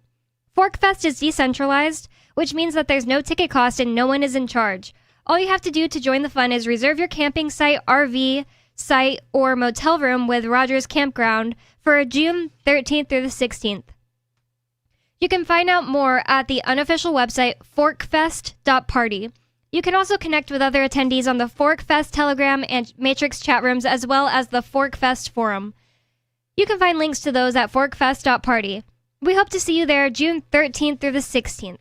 forkfest.party. And did I already say who was in the studio with us tonight? All right. It's me, Riley, and Nikki. And the number is 603-283-6160. Thank you. And you can call in and bring up whatever is on your mind. It doesn't matter if it's on topic. It doesn't matter if you want to change the subject. You can bring up whatever's on your mind. Yeah. Riley brought in this article from Psychology Today. It says the infant brain's capability of conscious experiences. Does consciousness begin before birth, during birth, or shortly after? Before we get into it, what do you guys think? I think there's got to be some level of consciousness before birth as the brain develops, as the body develops. I mean, we're not going to remember what it was like inside the womb verbally, but we may remember it emotionally. And, you know, psychedelic experiences, you might be able to bring that memory to the surface emotionally and have a death rebirth experience or whatever. But I think there's a level of consciousness at some point before birth. I think it's even before that. Oh. Like you've always been, but now you're reincarnating. Yeah. And I would have to agree that you never didn't exist. That's how I agree with that as well. But as far as like how conscious are you of your body and what's going on right now, I think that it probably shuts off and then becomes slowly more conscious as you're growing in your mother's womb. And I have heard stories of people who have said, like, not that they remember being in there, like, just like you remember yesterday, but something happens to them, like they go to therapy about it or whatever. Like this one girl, I heard this story, I don't even know where at this point. Well, I know, it was in Deep Nutrition by Dr. Kate Callahan. She said that there was this lady she met whose parents had divorced when she was, her mom got cheated on while her mom was pregnant with her. And she almost died because the pain and like suffering and stress her mom was going through affected her so much. And she had a near-death experience in the womb. I think crazy. It was in Deep Nutrition. I totally believe that. I've read that book and I don't remember that. So maybe it was a different book. I do still highly recommend that book though. Deep Nutrition is an excellent book. It also talks about like development in the womb, so maybe that's why I thought that. But there is like actual data to show that babies born to depressed women have higher levels of respiratory depression and needing to be resuscitated at the time of birth because they're constantly being affected by everything a pregnant woman feels, says. That's really interesting. You know what I mean? And it's like, how could you be affected by someone's emotions if you're not conscious at all? Exactly. So it's like, if my mom, while I'm in the womb, is so depressed and has like very low will to live, why would I have it's like, okay, you just have been programming me because babies don't speak English yet, right? So like it's like animals, right? So it's like they're very like primitive and it's like all in like feelings. It's all in energy with babies. So even in the womb, it's like, if I'm constantly being sent messages like it's dangerous out here, I'm stressed out, I'm depressed, you know what I mean? If those are the messages that the baby's constantly getting, why would they want to come into this world? So that's just my theory on it. But it's just interesting to me that, you know, here we are talking about memory and how that affects us. And I'm wondering, how do we make these memories more conscious in ourselves so we can work through them and pass through them and and become healthier individuals. I think the biggest thing for me, at least in my experience, has been ayahuasca and mushrooms and things like that. I think there's a lot of stuff we're not supposed to remember. Yeah. Yeah. And I do think past life regression can be valuable in certain circumstances, but I also feel like we're in the here and now, and that was in the past. Unless there's something in your life that is being disrupted by something that happened in a past life, I think we should leave it alone. But if someone is going through a struggle, and they think it's linked to something like nothing in their life, like it doesn't make sense where this is coming from. I've seen past life regression, like hypnosis type sessions, really help people overcome those hurdles. I also really quickly wanted to plug this book, Spirit Babies, How to Connect with the Child You're Meant to Have by Walter. This is a weird text, so I can't really... They could probably find it with that title. Yeah. It's the only book with that title. But that is, even if you're not even if you're not trying to have babies or whatever, it's a very interesting read, especially if you're into clairvoyant stuff or the topic that we're talking about right now. Really, really interesting book. I highly recommend it. It's fascinating. And it links up a lot with things that mediums in my life have also said. Like there's a lot of overlap there, or like some of the books, you were just talking about it, the past life near death thing. Yeah, like near death experiences. It all links up and overlaps with a lot of those concepts. Interesting. I really enjoyed that book, but it goes into a lot of this of like, when does consciousness develop? And the other thing that's really cool is in this book they talk about it, but also someone personally in my life has had an experience like this where somebody is already pregnant. So like the conception already happened. There's already a baby developing there. But someone, a medium, was able to connect with that baby's spirit. Oh, interesting. So it is kind of interesting. And it does kind of like beg the question, like, I think there's spirits there, but like, is their spirit implanted into the actual fetus developing in the womb yet?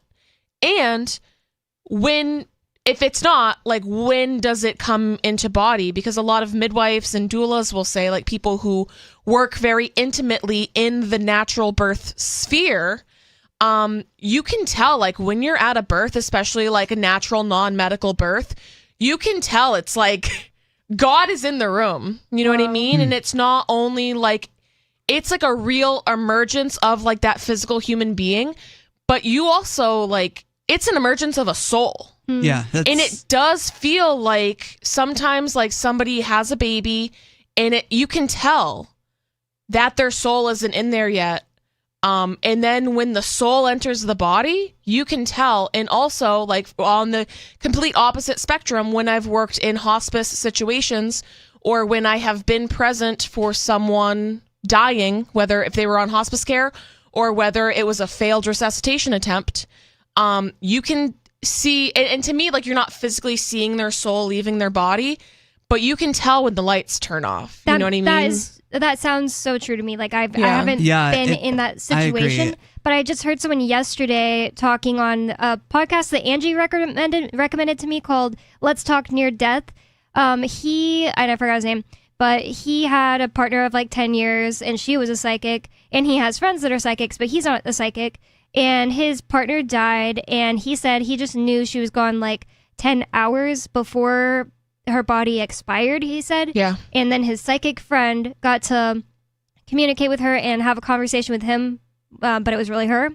And he asked her that question. She's like, yeah, I did, because I just couldn't stand to be in that situation with you being so sad and you seeing me like that anymore. So I decided to leave so you would be able to get over it faster, or something like that. Interesting. Yeah.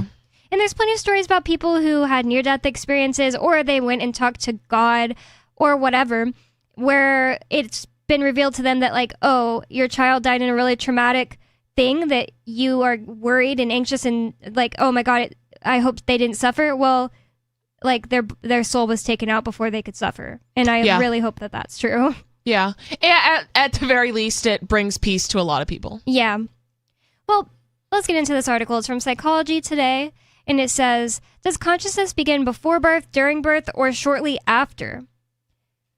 It says, when does consciousness begin? There is evidence that some form of consciousness or conscious experience is present by birth and perhaps even in late pregnancy. An international team of researchers led by my colleague Tim Bain and I have concluded in a new review manuscript. And I means not me, but Joel Froelich, PhD.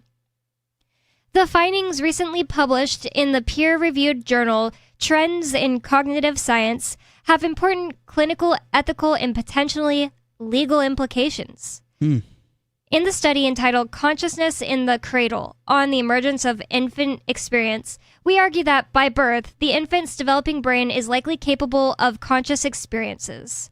Although each of us was once a baby, infant consciousness remains mysterious because infants cannot tell us what they think or feel. According to my colleague Dr. Tim Bain, professor of psychology at Monash University, nearly everyone who has held a newborn infant has wondered what, if anything, it is like to be a baby. But, of course, we cannot remember our infancy, and consciousness researchers have disagreed on whether consciousness arises early, at birth or shortly after, or late, by 1 year of age or even much later. And I definitely remember partially being a baby. And my friend, who is 62 now, she remembers her having her diaper changed. I don't remember that specifically.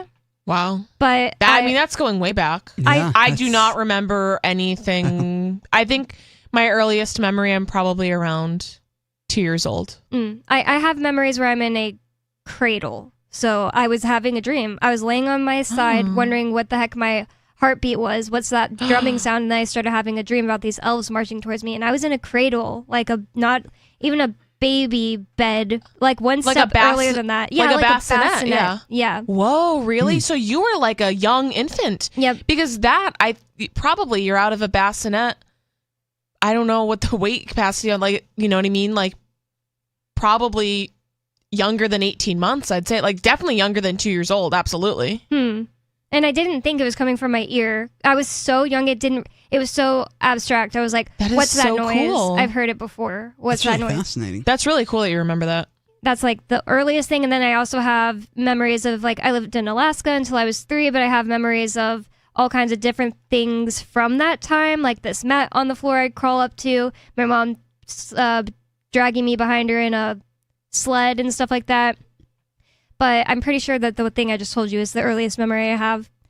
And I would think having a dream is kind of like you are conscious. You're having a dream. Yeah. Or even a memory. Like if you have a memory, like you have to be conscious, right? Absolutely. Oh, absolutely. It says, to provide a new perspective on when consciousness first emerges, we reviewed recent advances in consciousness science. And Riley, do you remember anything from being a baby? It's hard to say. I don't remember much from being a baby that I can think of off the top of my head right now. It says, in adults, some markers from brain imaging have been found to reliably differentiate consciousness from its absence and are increasingly applied in science and medicine. That's interesting. This is the first time that these advances, as translated to infants, have been reviewed in detail. My co-author, and again, that's the writer of this article I'm reading, not me, Dr. Lorena Nassi, Associate Professor at Trinity College Dublin in Ireland, who leads the Consciousness and Cognition Group, explained, our findings suggest that newborns can integrate sensory and developing cognitive responses into coherent conscious experiences to understand the actions of others and plan their own responses. It is even possible that birth itself triggers the onset of consciousness. And I have thought of that before. I mean, I told you the story about the girl who had a near-death experience in the womb, she says. Yeah. But sometimes I wonder if birth triggers your consciousness because, like, why does your birthday have so much to do with your life? I believe it does. I know some people are like, oh, well, because it doesn't. Oh, yeah, like in terms of, like, astrology? Yeah, why would that be more important than, like, 3 days after like you were your conceived? conception? Yeah, exactly. Yeah. It's entirely possible that our birth experience might be very traumatic because here we are going from a really warm, comfortable place in our mommy's tummy, in our mommy's womb, and then, boom, we're pushed out in the world. Yeah, absolutely. That is an incredibly formative experience, and most of us don't remember it in our thinking brain. Yeah. But a lot that happens to you during birth is absolutely imprinted. And even like a lot of like, they say the first 3 years of your life are like the most formative years, which you may be like, that's crazy. I don't even remember anything before I'm 3. A lot of people don't. But that doesn't mean that those things that you can't remember, like they still left an imprint on your body. They still left an imprint on your emotional and your emotional like processing capabilities. I think there's so much. I think the stuff we don't remember affects us more than the stuff we remember sometimes, honestly. But my mom actually told me that when I came out of her, I did not cry at all. Wow. Did they have to like spank you and make you? I hate that.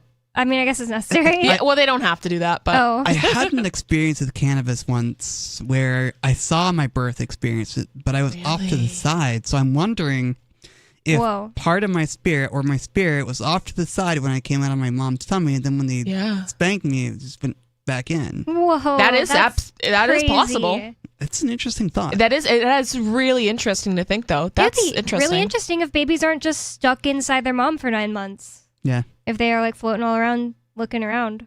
Yeah. Looking at their dads and stuff. That's crazy. And really interesting. But I'm trying to remember exactly where I was. I also, just really quick, I just thought of something. So when babies, so at a certain point, they can hear while they're in the womb. Mm-hmm. And somehow people have been able to test this. But you can tell when a baby's born and their father speaks, they will turn their head, and you can, and it's different than if there's like some random nurse in the room that they've never heard before. Yeah. They won't be as interested, but they are very interested in listening to their father speak. And that's why like the skin to skin with the father, like not like immediately after birth, typically it's with the mother, but like shortly after, like once mom needs a break or whatever, then we'll do skin to skin with dad on the chest. And that is a really important moment for that father-baby connection.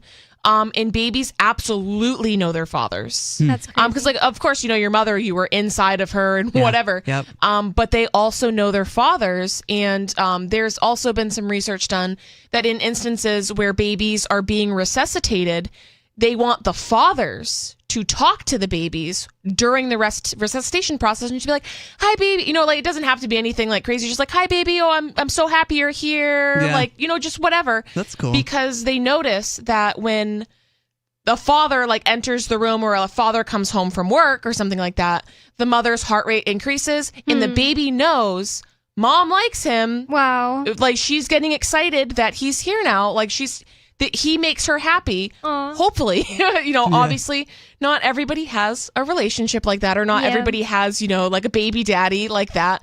But generally speaking, that is the case. And they've done all sorts of research regarding these topics, but it's just fascinating. And when you think about that, it's like, well, they have to at least be in there consciously some part of the time. Maybe there's different pieces and aspects of the soul, and maybe some of it's there, but some of it's elsewhere. I mean, it's just, we really don't know. Yeah, and it's fascinating. Like, thank you for sharing that, Riley. It's so interesting. Yeah. It looks like we do have a caller on the line, though, so I'm going to go to the phones. Dave Ridley in New Hampshire, you're on Free Talk Live. What's in your mind? Is it okay to talk about myself? Yeah, you can change the subject. Sure. That's the show. Yeah, I know.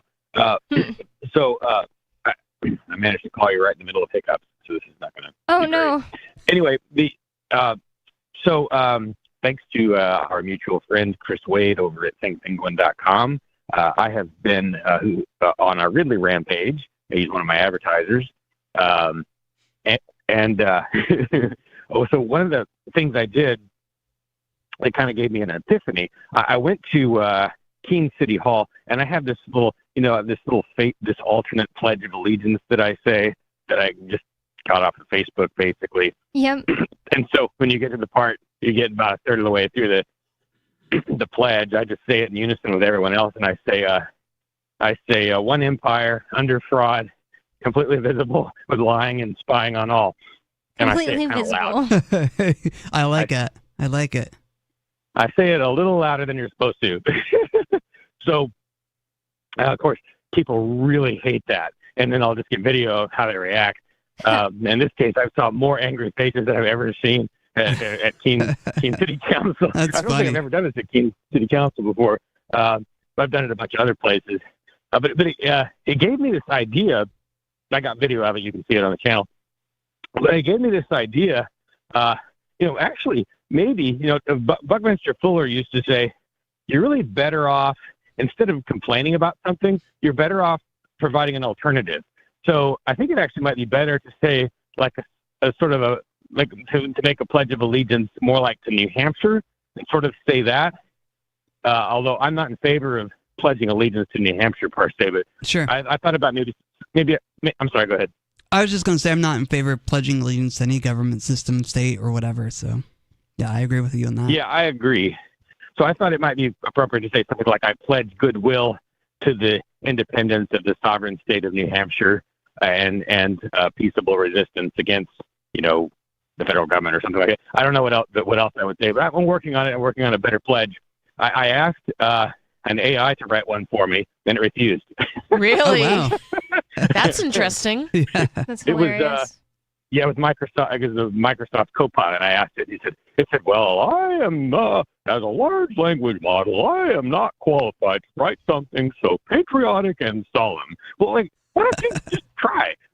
That's so silly. And that's so weird because they'll do pretty much anything you tell them to, right? I've run into some things they'll refuse. Like I was like, tell me what you would say in court if you're fighting a traffic ticket. And it's like, I can't do that. I mean, that does sound a little bit more complex, but right that, they clearly an AI knows their regular Pledge of Allegiance, right? It will say come can't up with your own. They'll it's not that it's like, I can't think that way. Or I can't do that. It's they were programmed not to do it because their programmers don't want them to do something offensive or give you legal advice. Yeah, right, that does make sense. The AI can only be... That is dumb. Can only function as far as it's programmed now, but yeah. Who knows? In a year or 2 or 3 or 4 or 5, that might change. Hopefully after I'm dead. Well, Dave Ridley, if you never know what to do with the Pledge of Allegiance, this is always what I've been really happy with. I just love saying my version instead of theirs. Did anyone say anything to you? No, I just got a lot of dirty looks, and a bunch of people are going to probably not talk to me next time I go to Keene City Council. I do like yours better, though. Yeah. I mean, it's pretty accurate. If you get like a whole crowd there, that would be pretty good. With and we overpower them. Oh, that'd be awesome. Oh, and the existing the one that I use from Facebook, I did post a copy of the full text right there. It's just at RidleyReport.com. It's probably the most recent video, and so you can find it, and then you can read it at your next city council meeting. That's awesome. All right. So RidleyReport.com. Thank you so much for the call, Ridley. You can find his videos on BitChute and Odyssey and now YouTube again because he was kicked off for a while. Well, he was never kicked off, but he was stepped away from it so that way he wouldn't get kicked off. Yeah. But since he stopped having so many strikes, he's back on YouTube now. Dave Ridley of RidleyReport.com. He does great work. Yes, he does. I really appreciate his videos. 603-283-6160. It's Free Talk Live. You can call in with whatever's on your mind. More coming up.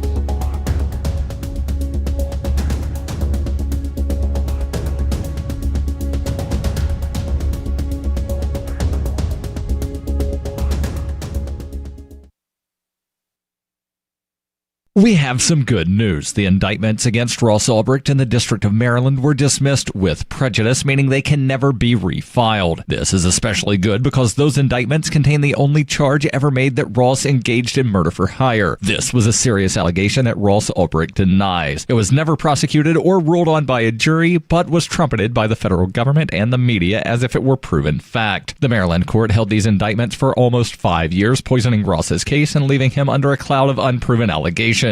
As explained in Ross's appeal to the Supreme Court, the fact that the judge used these allegations to give Ross a draconian sentence of double life without parole violated his Sixth Amendment right to a jury trial. Judges are required to issue sentences based on convictions decided by a jury, not unproven allegations never even charged at trial. Although this is a positive development, the dropped indictment will not set Ross free. Now, a presidential pardon is Ross's only hope of freedom. Sign the petition at freeross.org. freeross.org. There are basically 2 types of advertising: direct response and branding. Radio's great for direct response with its low cost to listener ratio, but audio can't be beat for branding, which is a longer term endeavor. You want to be the first thing that someone thinks of when they think about your product or service.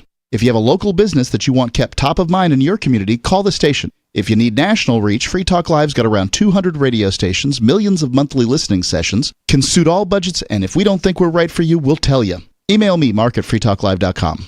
Tired of cancel culture? Sick of mega tech corporations holding an axe over your head? Join the LRN.FM Matrix chat server. It's self-hosted, so no one else can tell us what to do or say. Don't like the existing channels? You can make your own. You can even connect into some of our channels from other Matrix servers. It's federated. For the full LRN.FM Matrix experience, though, you should join our server via the step-by-step instructions at chat.lrn.fm. chat.lrn.fm. You're listening to the live edition of Free Talk Live. Hour number 3 is next after the news here on the Liberty Radio Network at LRN.FM. From Feature Story News in Washington, I'm Caroline Malone. The United Nations has warned that the death of Hamas deputy chief Salah al-Rouri may escalate conflict in the Middle East. William Denslow reports from the UN headquarters in New York. A spokesperson for the UN's mission in Lebanon says the Beirut attack could have devastating consequences on both sides of the border between Lebanon and Israel. Hamas has described it as a terrorist act, and its ally Hezbollah says it was an attack on Lebanon's sovereignty. Israel, without claiming responsibility, insists it was not an attack on Lebanon.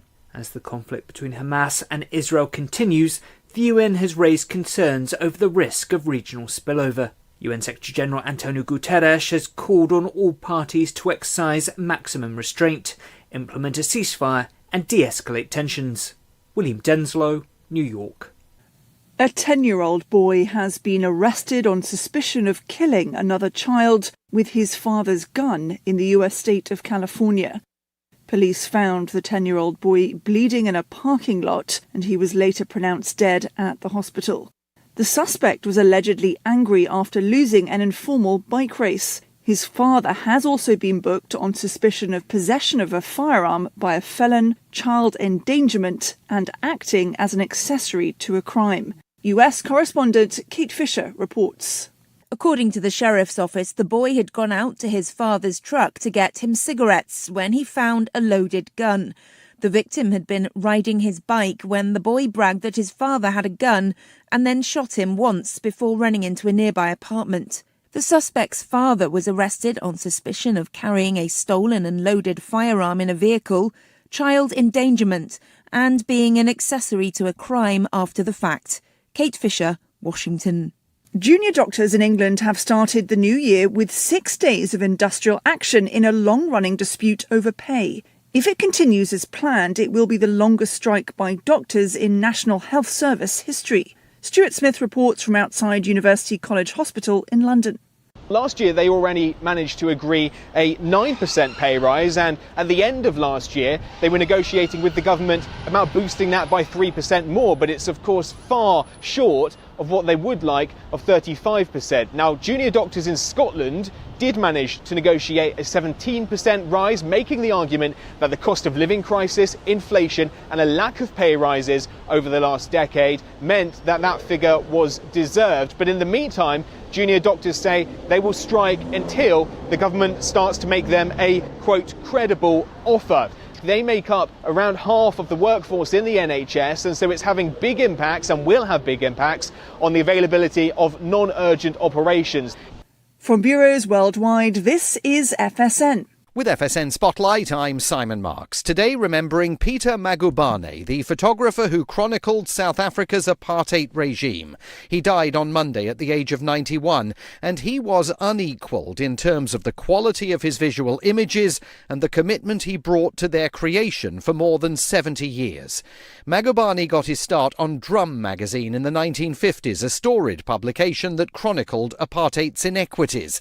In the 1960s, he covered the government's crackdown down on Nelson Mandela and other anti-apartheid luminaries and caught horrific images of both the Sharpeville massacre in 1960 and the Soweto uprising 16 years later.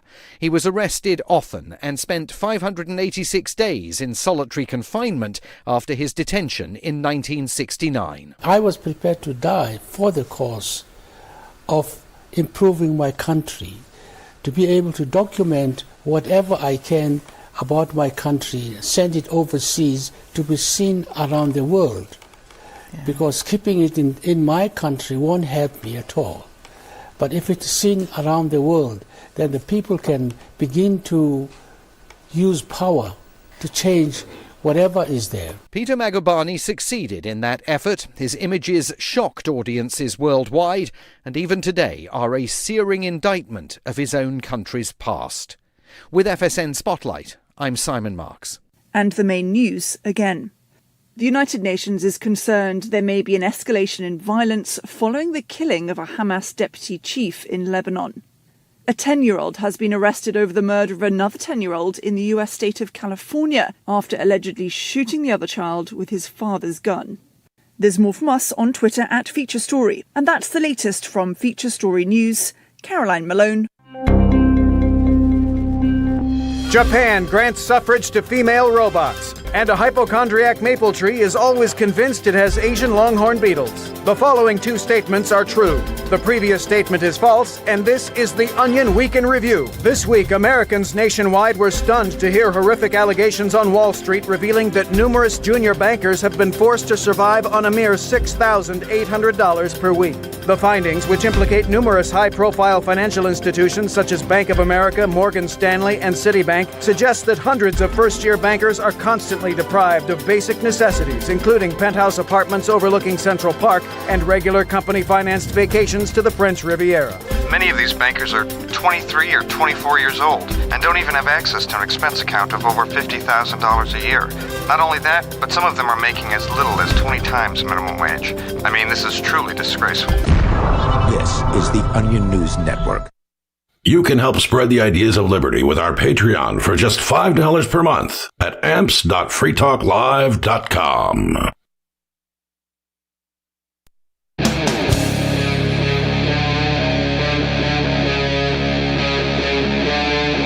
Free Talk Live.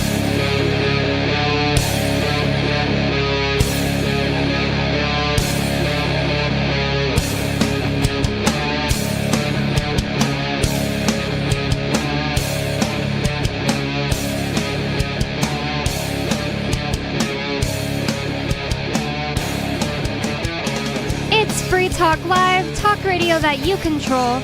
And 603-283-6160 is the phone number here. That's 603-283-6160.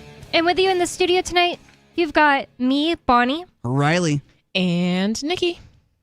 And I want to thank Duster, who's a silver level amplifier with us. Duster is giving at least $5 a month to the AMPS program, and that stands for Advertise, Market, Promote, and Support. So Duster is giving $5 a month to support Free Talk Live. And thank you so much, Duster. If you'd like to learn more about the AMPS program and sign up for yourself, you can go to amps.freetalklive.com. And thank you again, Duster, for supporting us. We really appreciate everyone who does. Absolutely. Supporting Free Talk Live is extremely important this time around because we're basically in a time period where freedom of speech is not as free and easy to come by, so we're on the radio giving you the opportunity to speak your mind. Yep. I really agree. It's like a more important time than normal. Yep. For standing up for freedom of speech. I mean, we're the only talk radio show like this at all. We also are the only talk radio show on radio that has women as a panel. Like, I don't know of any other talk radio show on the radio that has a show where 3 women are hosting. And not to say that I'm a woman, but, you know, every other week we have Bonnie, Lori, and Nikki. Yep. And they're all women. And that's very rare in talk radio.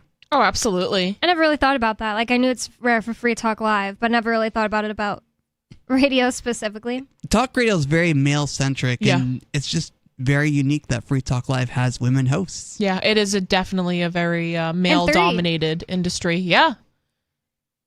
Well, in the last segment, what we do here is we bring up subjects we want to talk about, usually articles. But you can call in and bring up whatever is on your mind, and that's 603-283-6160. But in the last segment, we were reading this article that Riley brought in from Psychology Today, and it has sparked so many interesting conversations and thoughts within me, and this whole discussion with us three in the last segment. So, continuing here, it says, they say it is, they're discussing, I didn't explain what the article was. Their question is, does consciousness begin before birth, during birth, or shortly after? And it's all about the infant's brain's capability of conscious experiences. They say that it is even possible that birth itself triggers the onset of consciousness. Perhaps the first thing the newborn infant realizes is that the outside world is very unpredictable relative to the womb's environment. Things are constantly changing, and so the newborn must build a mental model of the world to adapt and predict things. Maybe that's why they just close their eyes.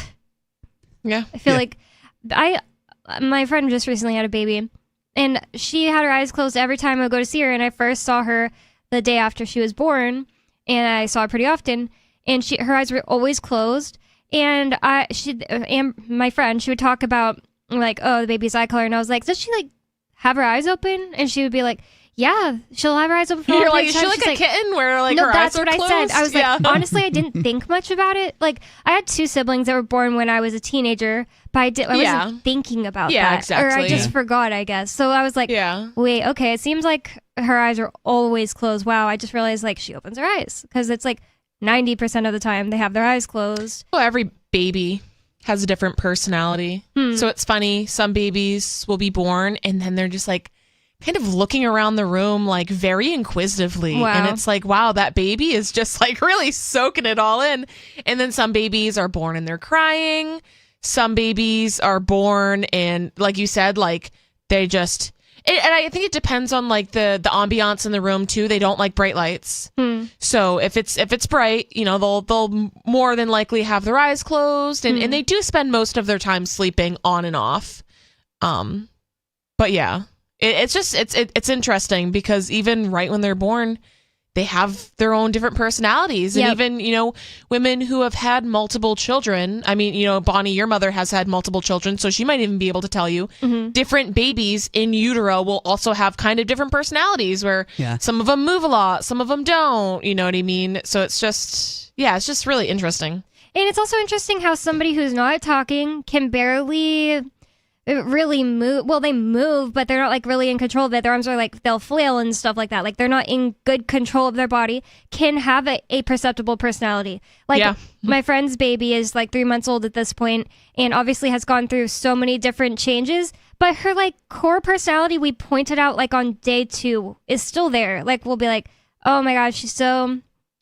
I don't know how to explain it. She just is sassy. It's just a thing that was there even on day 2 that we're talking about, and it's still there. Yeah. Like, and that's something I was thinking of earlier that definitely makes me think like she's been conscious this whole time. It's not like she's just been unconscious and then one day it's going to happen when she's 3 years old. I don't know. Maybe it happens different for different people. I don't know, but they're not just like a blob. Yeah. You know what I mean? Like they are like they're already a human being. So I know my girlfriend Alana can be kind of sassy. I wonder if she's a sassy baby. Yeah, I wonder. I'll have to ask.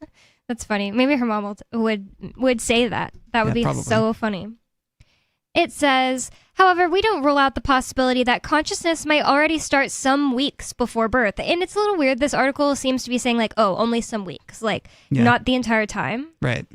But my co-author, the author of this article says, Dr. Julia Moser, currently at the University of Minnesota, has led work showing that third trimester fetuses appear to be capable of learning sequences of auditory beeps. When an auditory tone deviates from a pattern established earlier in the experiment, the fetus shows this surprise response in its magnetic brain activity. Wow. The neural activity shows a field deflection as if the fetus is saying, huh? That's crazy and so funny. Yeah, that's really interesting. It shows this picture here, which is worth pointing out. of it looks like a canyon and a sunrise and a river flowing through it, and it shows normal adult perception, like somebody with like 20/20 vision looking at that, and it shows the same thing mostly blurred out, with just like the darkest parts looking dark and the lightest parts of the sunset looking lighter. And it's this infant perception. It says how we adults see the world is very different from how infants see the world, and I guess that makes sense because their eyes are developing from not having to look at anything for 9 months. I don't know how long the eyes are around, but some months.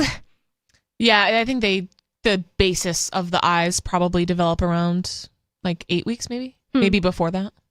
Our new paper also sheds light on what it is like to be a baby. We know that seeing is so much more immature. We know that seeing is much more immature in babies than hearing, for example. Furthermore, this work suggests that at any point in time, infants are aware of fewer items than adults and can take longer to grasp what's in front of them. But they can easily process more diverse information, such as sounds from other languages, than their older selves. Infants can perceive many things that adults cannot, like the differences between vowel sounds in a foreign language. By 10 months or so, we lose this ability as the brain decides these perceptual differences are no longer relevant and discards them. Wow, that's crazy.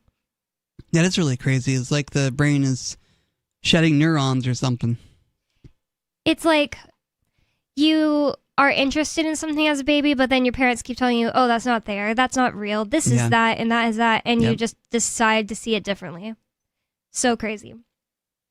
Says it's still unclear when exactly human consciousness begins, but we hope our paper will guide new research by reviewing what we already know and what questions remain. I'm fascinated by the question of whether infants or even fetuses can already dream. A promising new theory of dreaming is Eric Cole's overfitted brain hypothesis, which says that dreams are essentially scrambled versions of inputs from waking life that help with generalization learning so that you learn to recognize things in new contexts and new situations. Okay. A newborn has barely begun to learn anything yet, but perhaps they already dream about the sounds and smells of their mothers. If fetuses dream, perhaps they dream of the taste of the amniotic fluid. Whoa. As I recently told Der Spiegel, which I guess is a magazine, dreams are weird, and fetal dreams, if they occur, are probably weirder than anything we can imagine. And that's the whole article, and that was a very, very interesting article.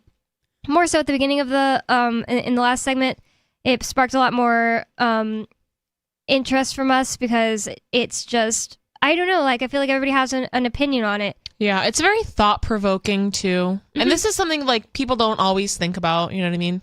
Yeah, they don't typically think about infants having consciousness or babies having consciousness, especially when it comes to things like male circumcision. They're like, oh, well, they're not going to remember that, but we're going to remember things like that. Yeah, they remember it in some way, and it's like I was saying in the last segment, it's not always you remembering with your thinking brain, but the body remembers, and that absolutely... I mean, how could it not affect someone?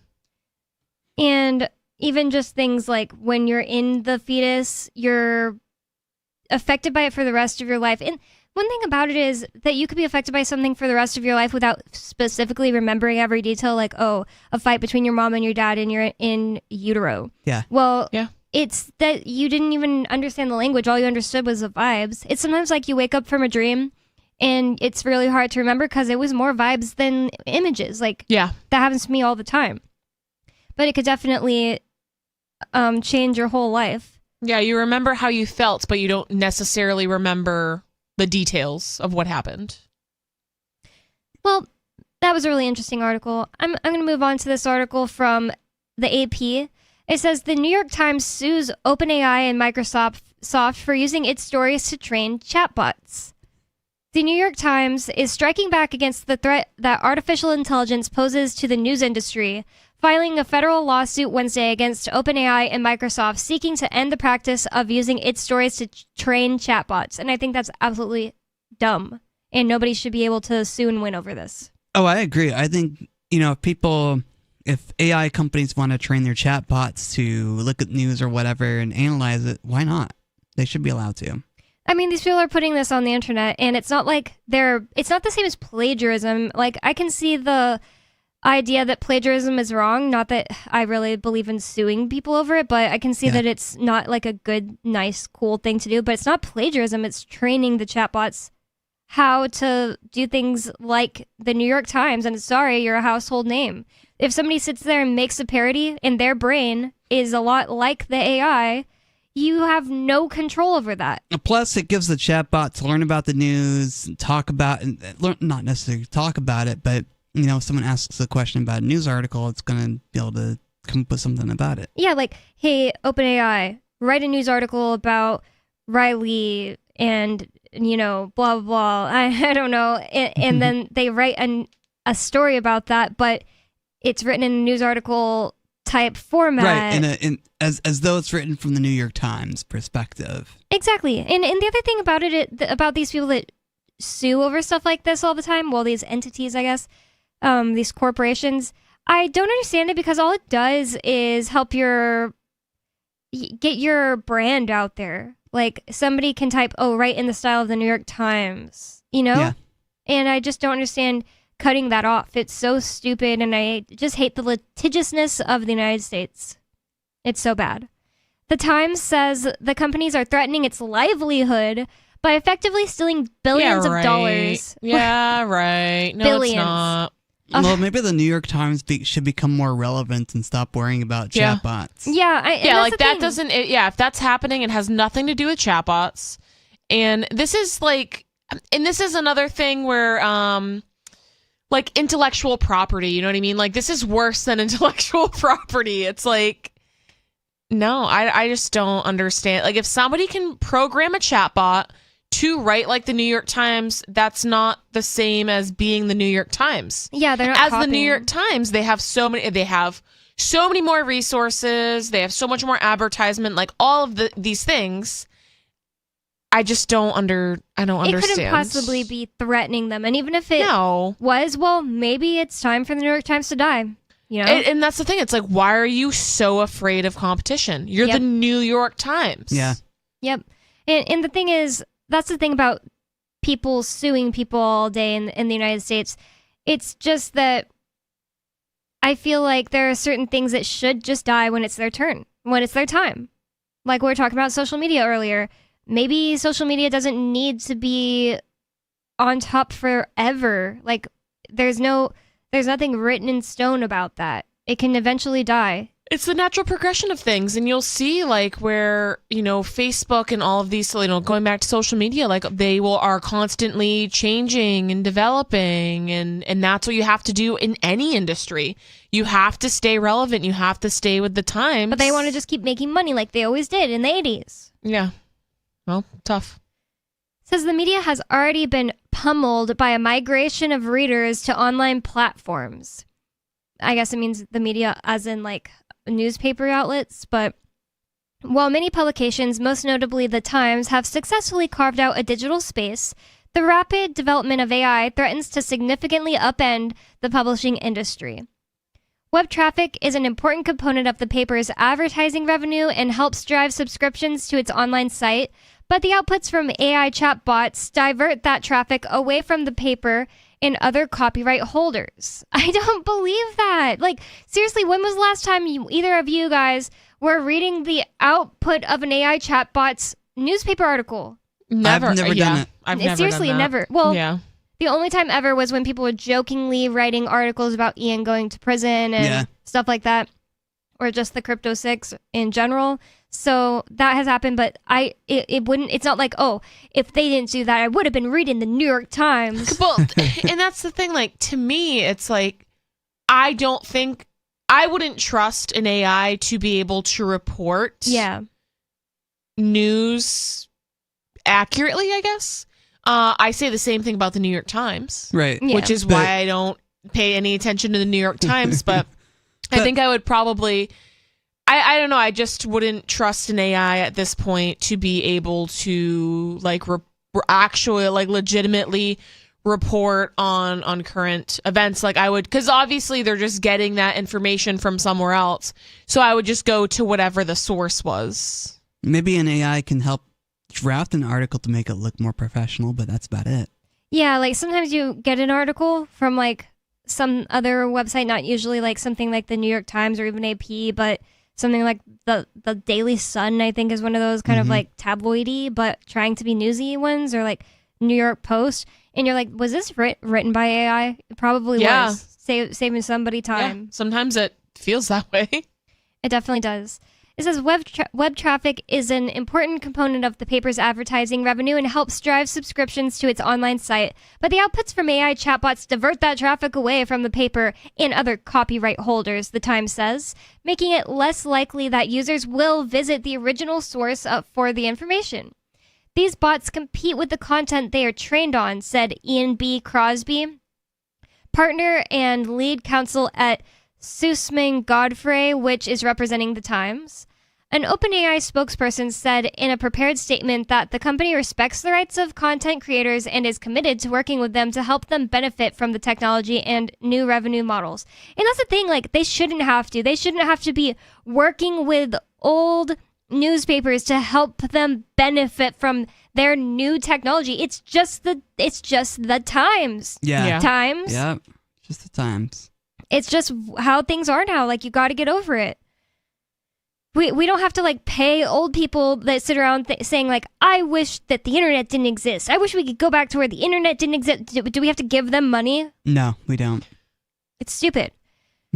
Or just like, you know, change the world for them. Like, you know what? You're right. We're not going to use the internet. Okay. We're not going to use the internet because you don't like it that way. We're going to cater to you to make you happy. Okay. It's just so silly. And then the old people complain about the young people being fragile, so. Right. But it's just that corporations are even worse about it. Like, these corporations believe that they need to be propped up even if they're a failure. Well, and they're used to getting whatever they want. And they're used to, like, ruling their industry. They're used to being the old guard. They're used to being the prominent news sources. And now that they're dying, it's hard for them to find any relevancy. Says our ongoing conversations with the New York Times have been productive and moving forward constructively, so we are surprised and disappointed with this development, the spokesperson from OpenAI said.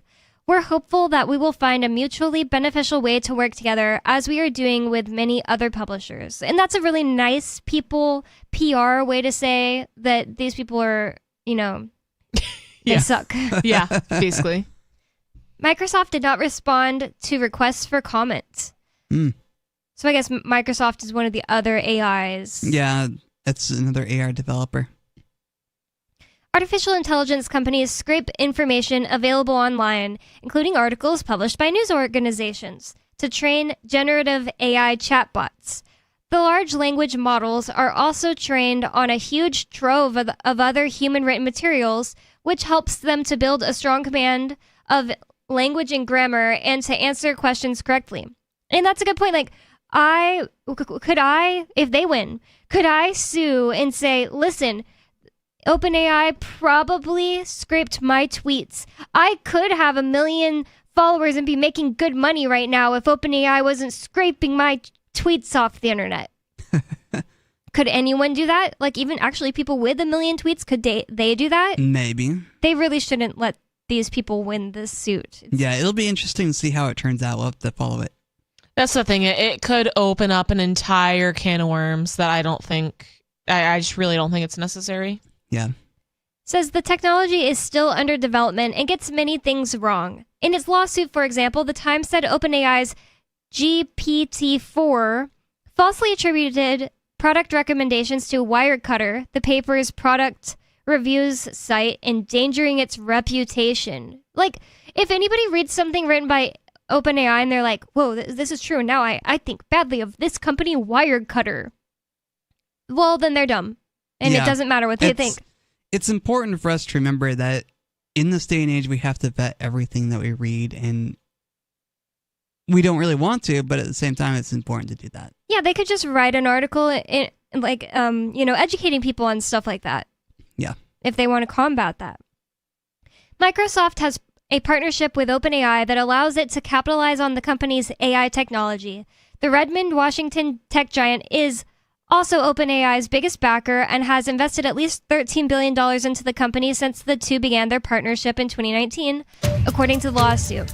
As part of the agreement, Microsoft's supercomputers help power OpenAI's AI research, and the tech giant integrates the startup's technology into its products. Wow, I had no idea that they were connected.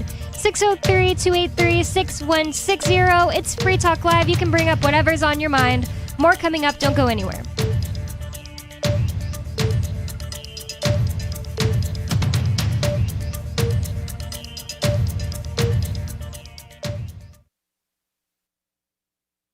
Avoid an unpleasant surprise at checkout. I'm Holland Cook with Inflation Hacks. You scored a great hotel rate online, but Mike, a frequent business traveler, warns about hidden fees. Some are mandatory, but others may only apply if you use certain services. If you don't expect to take advantage of the amenities a fee covers, try asking the hotel to remove it. And to duck that pricey daily Wi-Fi charge, use the personal hotspot feature on your smartphone.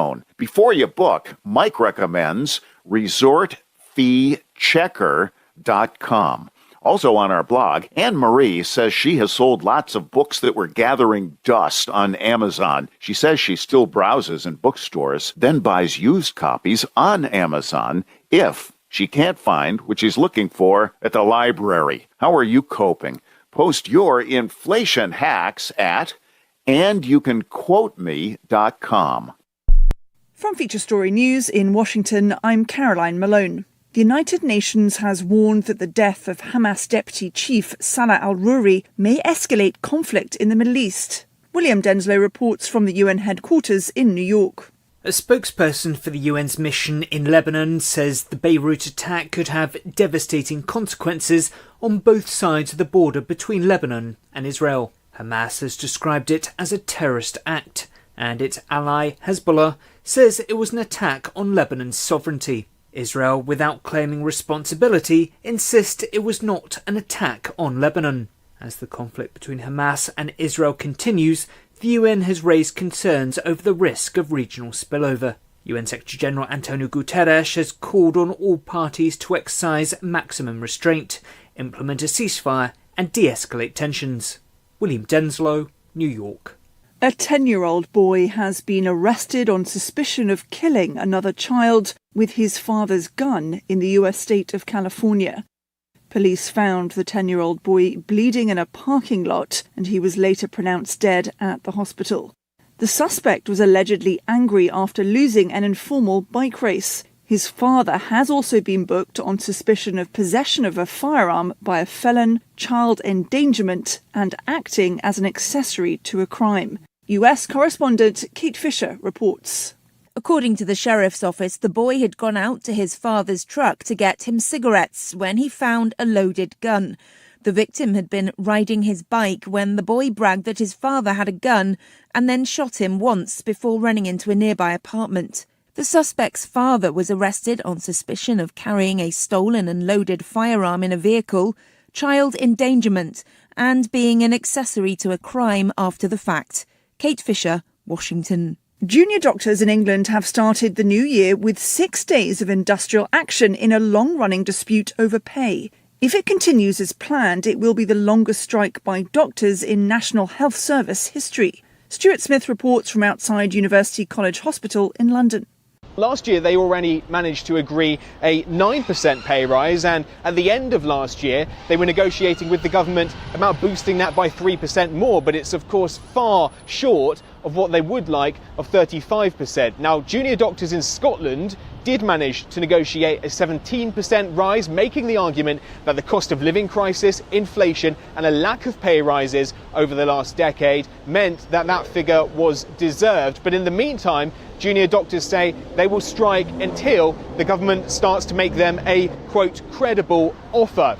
They make up around half of the workforce in the NHS, and so it's having big impacts and will have big impacts on the availability of non-urgent Yep, we still do email. Drop your email address in the entry box at freetalklive.com and you'll be kept in the loop with Free Talk Live.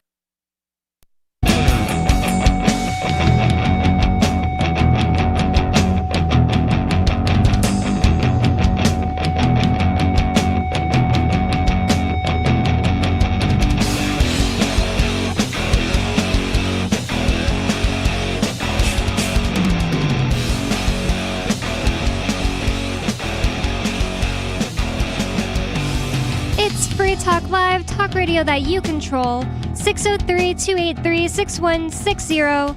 And with you in the studio tonight, you've got me, Bonnie. Riley. And Nikki. And we've been talking tonight about many different topics. That's how Free Talk Live is. We'll be on some topic about some article, and then somebody will call in and even change the subject, which is great. And actually tonight, or right now, we actually have a caller on the line. So David from New Mexico, what's on your mind? Lots of stuff, Bonnie. Like what? I got I got an earliest memory, but first of all, we're at radio business news. The morons at Kotex Bloody Mess Radio in Golden Showers, Arizona, they had you on Monday through Friday, and they're replacing you with that Kate Daly, annoying chick on the radio, unfortunately. Kate Daly? Daly, yeah. She's actually... So, funny thing about Kate Daly is she broadcasts out of Southern Utah. I used to listen to her when I lived in St. George several years ago, but I just stopped listening to her because she became too much of a conspiracy kook. She became a Trumpite, and I was like, dude, I don't want to listen to you anymore. Wow. You're not pro-liberty, you're pro-America. I can't take that. So I stopped listening to her. I mean, she's a nice lady, but I think she's too much of a statist for my taste. But anyway, go ahead, David. And she's annoying. Her not that I'm not, but her cadence when she speaks, she pauses after every word. She's like, and then. Yeah. Oh no, that's horrible for radio too. Wait, are you saying you like my voice more than her, David? Oh hell, are you a mind reader? Is there a camera in here somewhere, Bonnie, or a microphone? No. Or in my head? It's just that you used to make fun of my voice. I wasn't actually making fun of it, Bonnie. I told you back then. I said imitation is the what is it? The finest, whatever the form of flattery. Form of flattery. Yeah, something like that. And Bonnie, because I liked it. Oh my god. But yeah, actually, I have a camera in there also.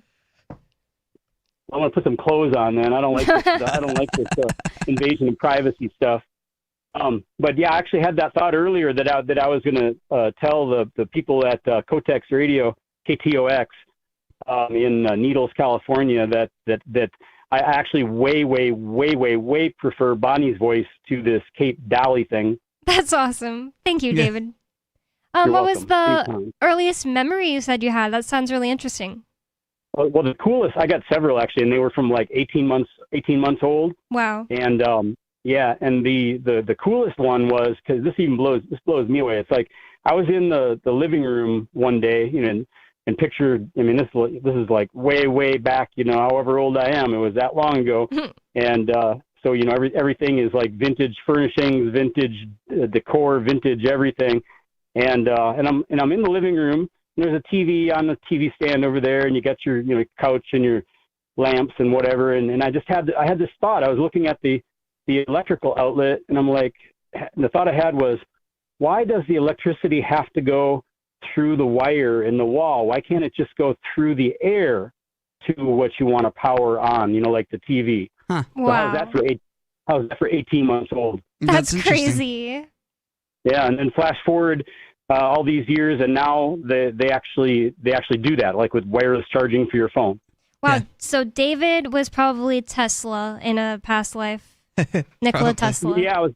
Yeah, actually, I was going to say. I mean, I don't know about that, but what's impressive is having that at that age. Where does that come from? Did you have some past life where you were involved with electricity? What was it? But obviously, Nikola Tesla was actually talking about electricity going through the air instead of through a wire. He was actually experimenting with that. However many decades before I was even born. Right, that's why I said that. That is, Yeah. It makes me think maybe there's something that you carried over from, if not a past life, because some people don't even necessarily believe in that. It could even just be like whatever you were, your consciousness couldn't have possibly just appeared out of nowhere. We know that things don't appear out of nowhere. Maybe your consciousness existed in another realm and it knew things like that were possible, and you were just like still holding on to a little bit of that. Does that make sense? Yeah. Yeah, I've had that thought. I honestly, I have no idea for real, how can I know any of that? But that is a thought that I've had, is if that's a possibility of how that happens. Wow. What was the other one? Didn't you say you have more than one? Yeah, well, in that same vein, I actually still have a baby spoon, or actually my mom has it, and it has it's a silver baby spoon, and it has a nick burned out of it where I had stuck it in the outlet trying to experiment with electricity. Oh my gosh. And and that was in that same 18 months. And then the way that I found out that I was that young was I was telling my mom a while back about a dream that I had. I wanted to ask her about it, see if she knew anything about it. I said I had this dream when I was, like 18 months old, 2 years, whatever it was, and that I was outside in the yard, and this huge wind just came up out of nowhere. And as a toddler that had just started to walk, I was trying to make my way back to the door of the house, and I was literally like having to lean into the wind, like literally like a I don't know, maybe almost a 45-degree angle, if you can picture that. Wow. In order to not get blown over backwards. And she got this really blank look on her face, and her mouth dropped open, and she goes, "You remember that?" And it turns out it wasn't a dream. It had actually happened. Wow. Interesting. That's so cool. Yeah. So, but yeah. So and I didn't know that until it was 10, 15 years ago that I had that conversation. I didn't know I had thoughts that went back that early until I had that conversation. That's really, really cool. Thank you for the call, David. What'd you say? Wait, here's a quick good one for you. I just in that same time frame. I like I said, I feel like I was born an adult, and I've deteriorated since then. I've gone back to being more of a child. But because one thing I did at that same time, I was sitting in my high chair at the breakfast table, and my mom asked me if I wanted more milk, and I said, yeah, half a glass. And so she started pouring the milk, and I had this, and I predicted that when she got to half a glass, she ain't going to stop. And so what I did is I had this plan before she ever got to half a glass. I said, when she gets to a half a glass, I'm going to pull my glass out from under the milk. Oh, no. so I did, and she kept pouring the milk onto the table and got really mad at me. Wow. That's pretty crazy. That is crazy. That's so funny. It's just so funny how everybody's brains work differently. And thank you for the call, David. He brought that up because in the last segment, we were talking about the possibility that babies' consciousness is already inside them when they're in utero or before they were conceived, or did it just appear inside of them one day when they're like 3 years old? I know that there's this one YouTuber lady, and I'm not going to remember her channel. It was so out there, deep in the rabbit hole, like not a whole lot of followers, and my older sister likes to follow her. Well, she claims that she remembers popping into her body at 5 years old, and she said she thinks whoever was in that body before got the heck out of it because her childhood was so miserable, and for whatever reason she got plopped in. That's weird. That is kind of weird. You would think that they would just like die and reset. Yeah. I don't know what Can to you think just about like that. eject your soul? That's crazy. That is really fascinating. She's crazy.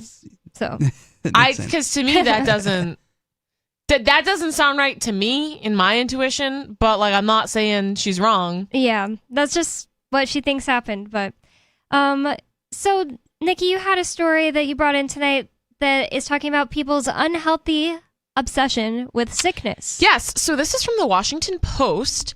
And an unhealthy obsession with sickness increases the risk of dying. And I liked this one for our Wednesday night shows because it kind of goes along with a lot of what we typically talk about with like law of attraction, manifestation, how your mind creates your reality.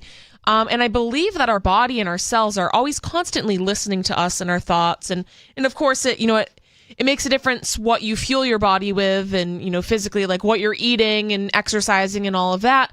But I also do think that so much of sickness is cultivated from the mind. And this just kind of goes hand in hand with that a little bit. So the article goes on to say 2 Swedish people who were examined in a recent study had similar backgrounds. They were both born in the same year and lived in the same country, or in the same county, rather. But one of them, a diagnosed hypochondriac, was much more likely to die of a serious illness. And if the listeners don't know what that is, a hypochondriac is someone who constantly is thinking, oh, I'm sick, I'm going to get sick, being obsessed with being sick. Yes. Yeah. Constantly worried that they have some illness. So Swedish researchers studied people with and without I don't know if I'm going to be able to pronounce this, hypochondriasis, also known as illness anxiety disorder, a diagnosis given to people who are paranoid about being or becoming sick. The study, published this month in the JAMA Psychiatric Journal, found that people diagnosed with hypochondriasis. I've never heard it that way. I've only ever heard the word hypochondriac. Yeah. Hypochondriasis is how it's spelled. Were 84% more likely than people without the disorder to die of dozens of conditions, especially heart, blood, and lung diseases, as well as suicide. And part of me wonders too, because we all know that person who's like refuses to go to the doctor just because they're like, I think there might be something wrong with me and I just don't want to know. But I also think that to a certain extent, I think if you go to the doctors, maybe they will find something wrong with you. And I do believe that our body has an innate ability to heal itself. You know, obviously, like we need to help it out a little bit. Oh, but for I sure. do think there are so many illnesses that we have that might be underlying that we could heal ourselves of. But if you go to the doctors and they run a test and they find it, then they might pump you full of medications and they may give you all these treatments. Give you the idea that it's, untreatable or blah, blah, blah. Or something. Or yeah, who knows? So I'm very convinced that certain things, this is very controversial, but I say it a lot. I'm very convinced that a lot of the treatments for a lot of these illnesses, especially things like cancer, where they're giving people chemotherapy, which is literally poisoning your body, I'm convinced that it is the treatment that kills people, and it is not always the disease. And I'm not going to say that no one has ever died from a disease before, and I'm not going to say that, like medical intervention and medications is always bad. I'm just saying maybe if, maybe if the thought isn't implanted in your head, maybe your body will just heal whatever's going on with you and you can continue on without this diagnosis. There's all kinds of studies about this. Go ahead, Riley. So it sounds like there might be a mind-body connection. Like if you're thinking something, your mind's gonna project this into your body, and your body's gonna be like, "Yeah, I'm gonna project that for you." So I believe that. The article goes on to say it's kind of a paradoxical finding, isn't it? Researcher David Maddox-Coles told the Washington Post. They worry so much about health and death, and then they end up having a higher risk of death anyways. Previous research has found that people diagnosed with mental disorders are more likely to die at a younger age than those without the disorders. So this goes beyond this, illness, anxiety, being a hypochondriac. This goes with like any mental disorder. And I'm sure like if you're depressed or anxious, like that has to wreak havoc on your body. I mean, they say they even like heart doctors, like cardiologists will tell you, stress is the worst thing for your heart. If you are stressed out, if you work a stressful job, doesn't matter what you eat, doesn't matter how much you exercise, you are more likely to die of a heart attack or heart disease. This could be why Jesus says, don't worry about what clothes you're going to wear every day. Don't worry about what you're going to eat every day. Yeah. And then he points out, do the birds worry about what they're going to eat? No. Do the flowers worry about how they're going to be dressed? No, but look how they're taken care of. Absolutely. Yep. It's just because what can worrying do for you? Nothing. It can only hurt you. Worry doesn't take away the sorrow of tomorrow. It just affects you how you live today. Yeah, exactly. It just takes away the peace that you have today. Yep. So this researcher goes on to say, I got lost. So Maddox-Coles said he had wondered if it would also be the case for hypochondriacs, prompting his research. So he discovered, that was already a finding that just in general, if you have mental disorders, that you're more likely to die at a younger age. So he was wondering if that would be the same with hypochondriacs. So Maddox-Coles said many hypochondriacs remain paranoid even if doctors assure them that they're healthy.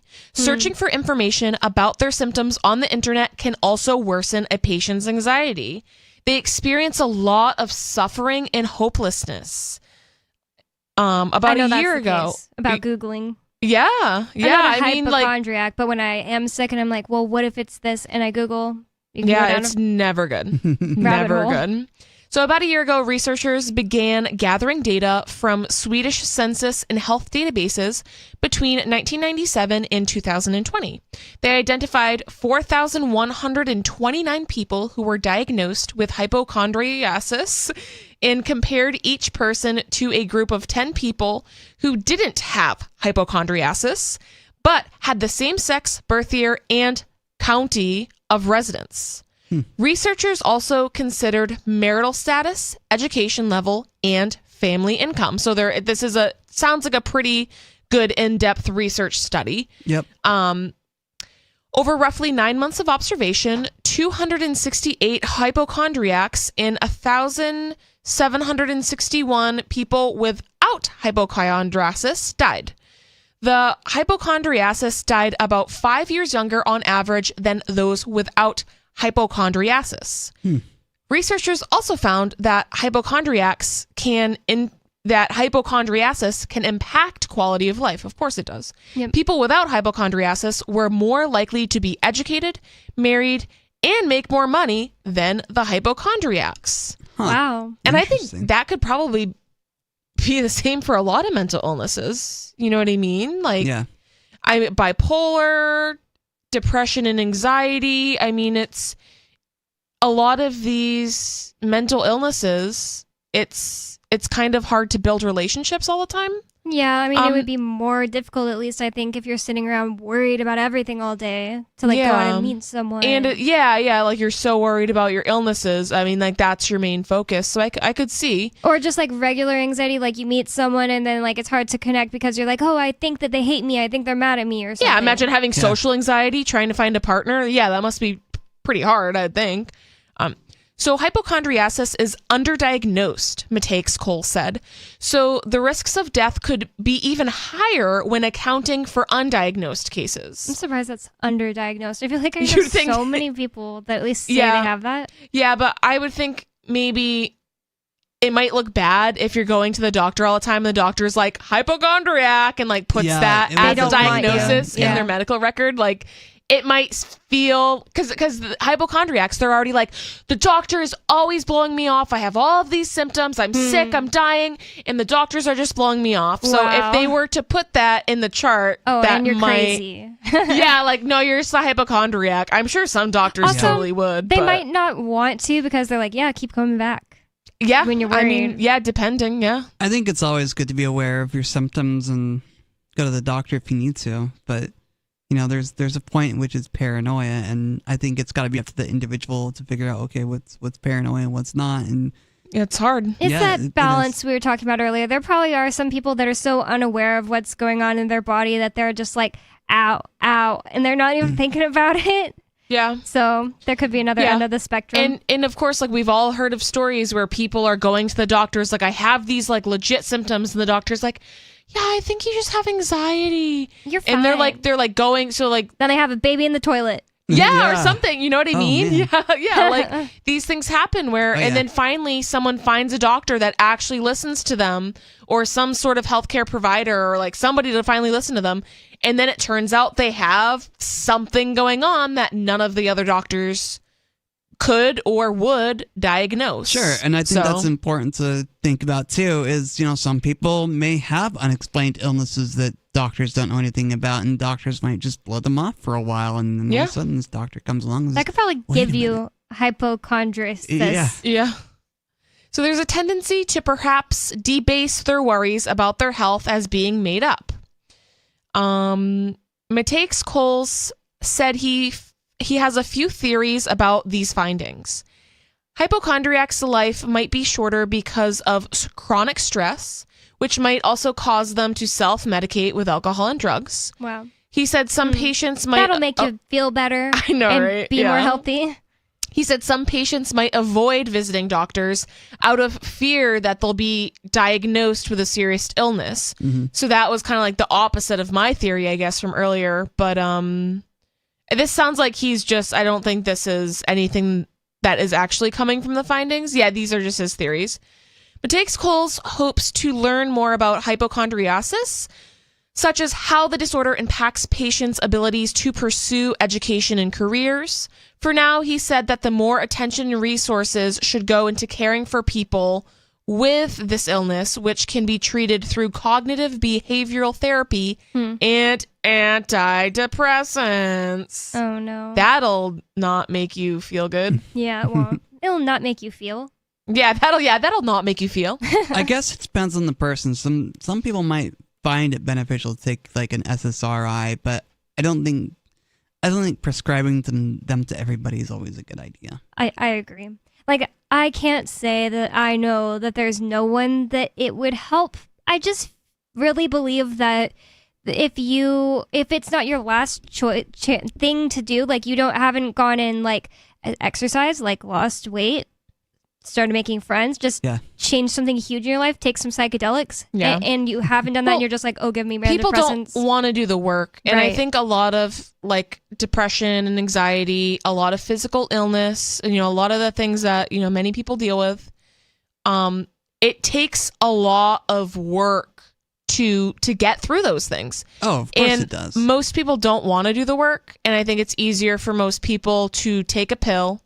Maybe it'll work for them. Maybe it won't, but I do firmly believe there are always other ways that people can get through whatever they're going through. But it's also like not for me to decide whether, you know what I mean? Like if somebody doesn't want to make these like massive fundamental changes to their lives, like that are hard. Yeah, like it's really none of my business. And if you want to be on antidepressants or whatever, like that's up to them. I do think they should be available for people that want them. Yep. And I don't think they should be regulated. Yeah. I agree.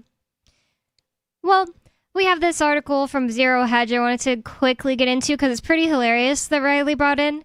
It says, King Charles delivers highly politicized speech to support collectivist net zero project. So And a man with a magical title says some things about a project. yes, a collectivist project. Yep. It's a net zero, I think, is, we're going to no longer put out any carbon emissions from our country, blah, blah, blah. And we're going to... How is that possible? Yeah, Yeah. how is that possible? We all breathe carbon. It says, King Charles is no friend of general humanity. Speaking at COP28, he said, the earth does not belong to us. We belong to the earth. Wow. I mean, I kind of agree with that. right. But at the same I time, don't like that he's saying it. But he took a private jet to get there. Oh, yeah. He took a private jet. They all do. And then also the fact that he says the earth does not belong to us reeks of he doesn't believe in private property. That's how I feel. Yeah. As with many know your place elitists, he appears to abhor the impacts that humans have on the planet.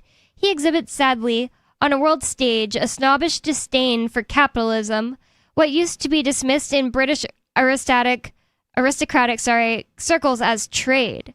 This capitalist trend over the last 200 years has harnessed the power of natural hydrocarbons to raise billions to a standard of living and health unimaginable to previous generations. In 2009, Charles said we can no longer afford consumerism and the age of convenience was over. Wow, so he's not a psychic. Not for the new British king, it need hardly be observed. He lives a life of pampered indulgence where no expense is spared to ensure his every comfort.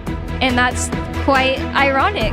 Oh, yeah, because he wants to preach to you about the environment while he lives in relative comfort and gets to fly everywhere he wants to fly. There's always an exemption for the royals. Oh, of course there is. This has been Free Talk Live. Thank you so much. We'll be back live tomorrow. Peace. You can go to our website, freetalklive.com, if you want more.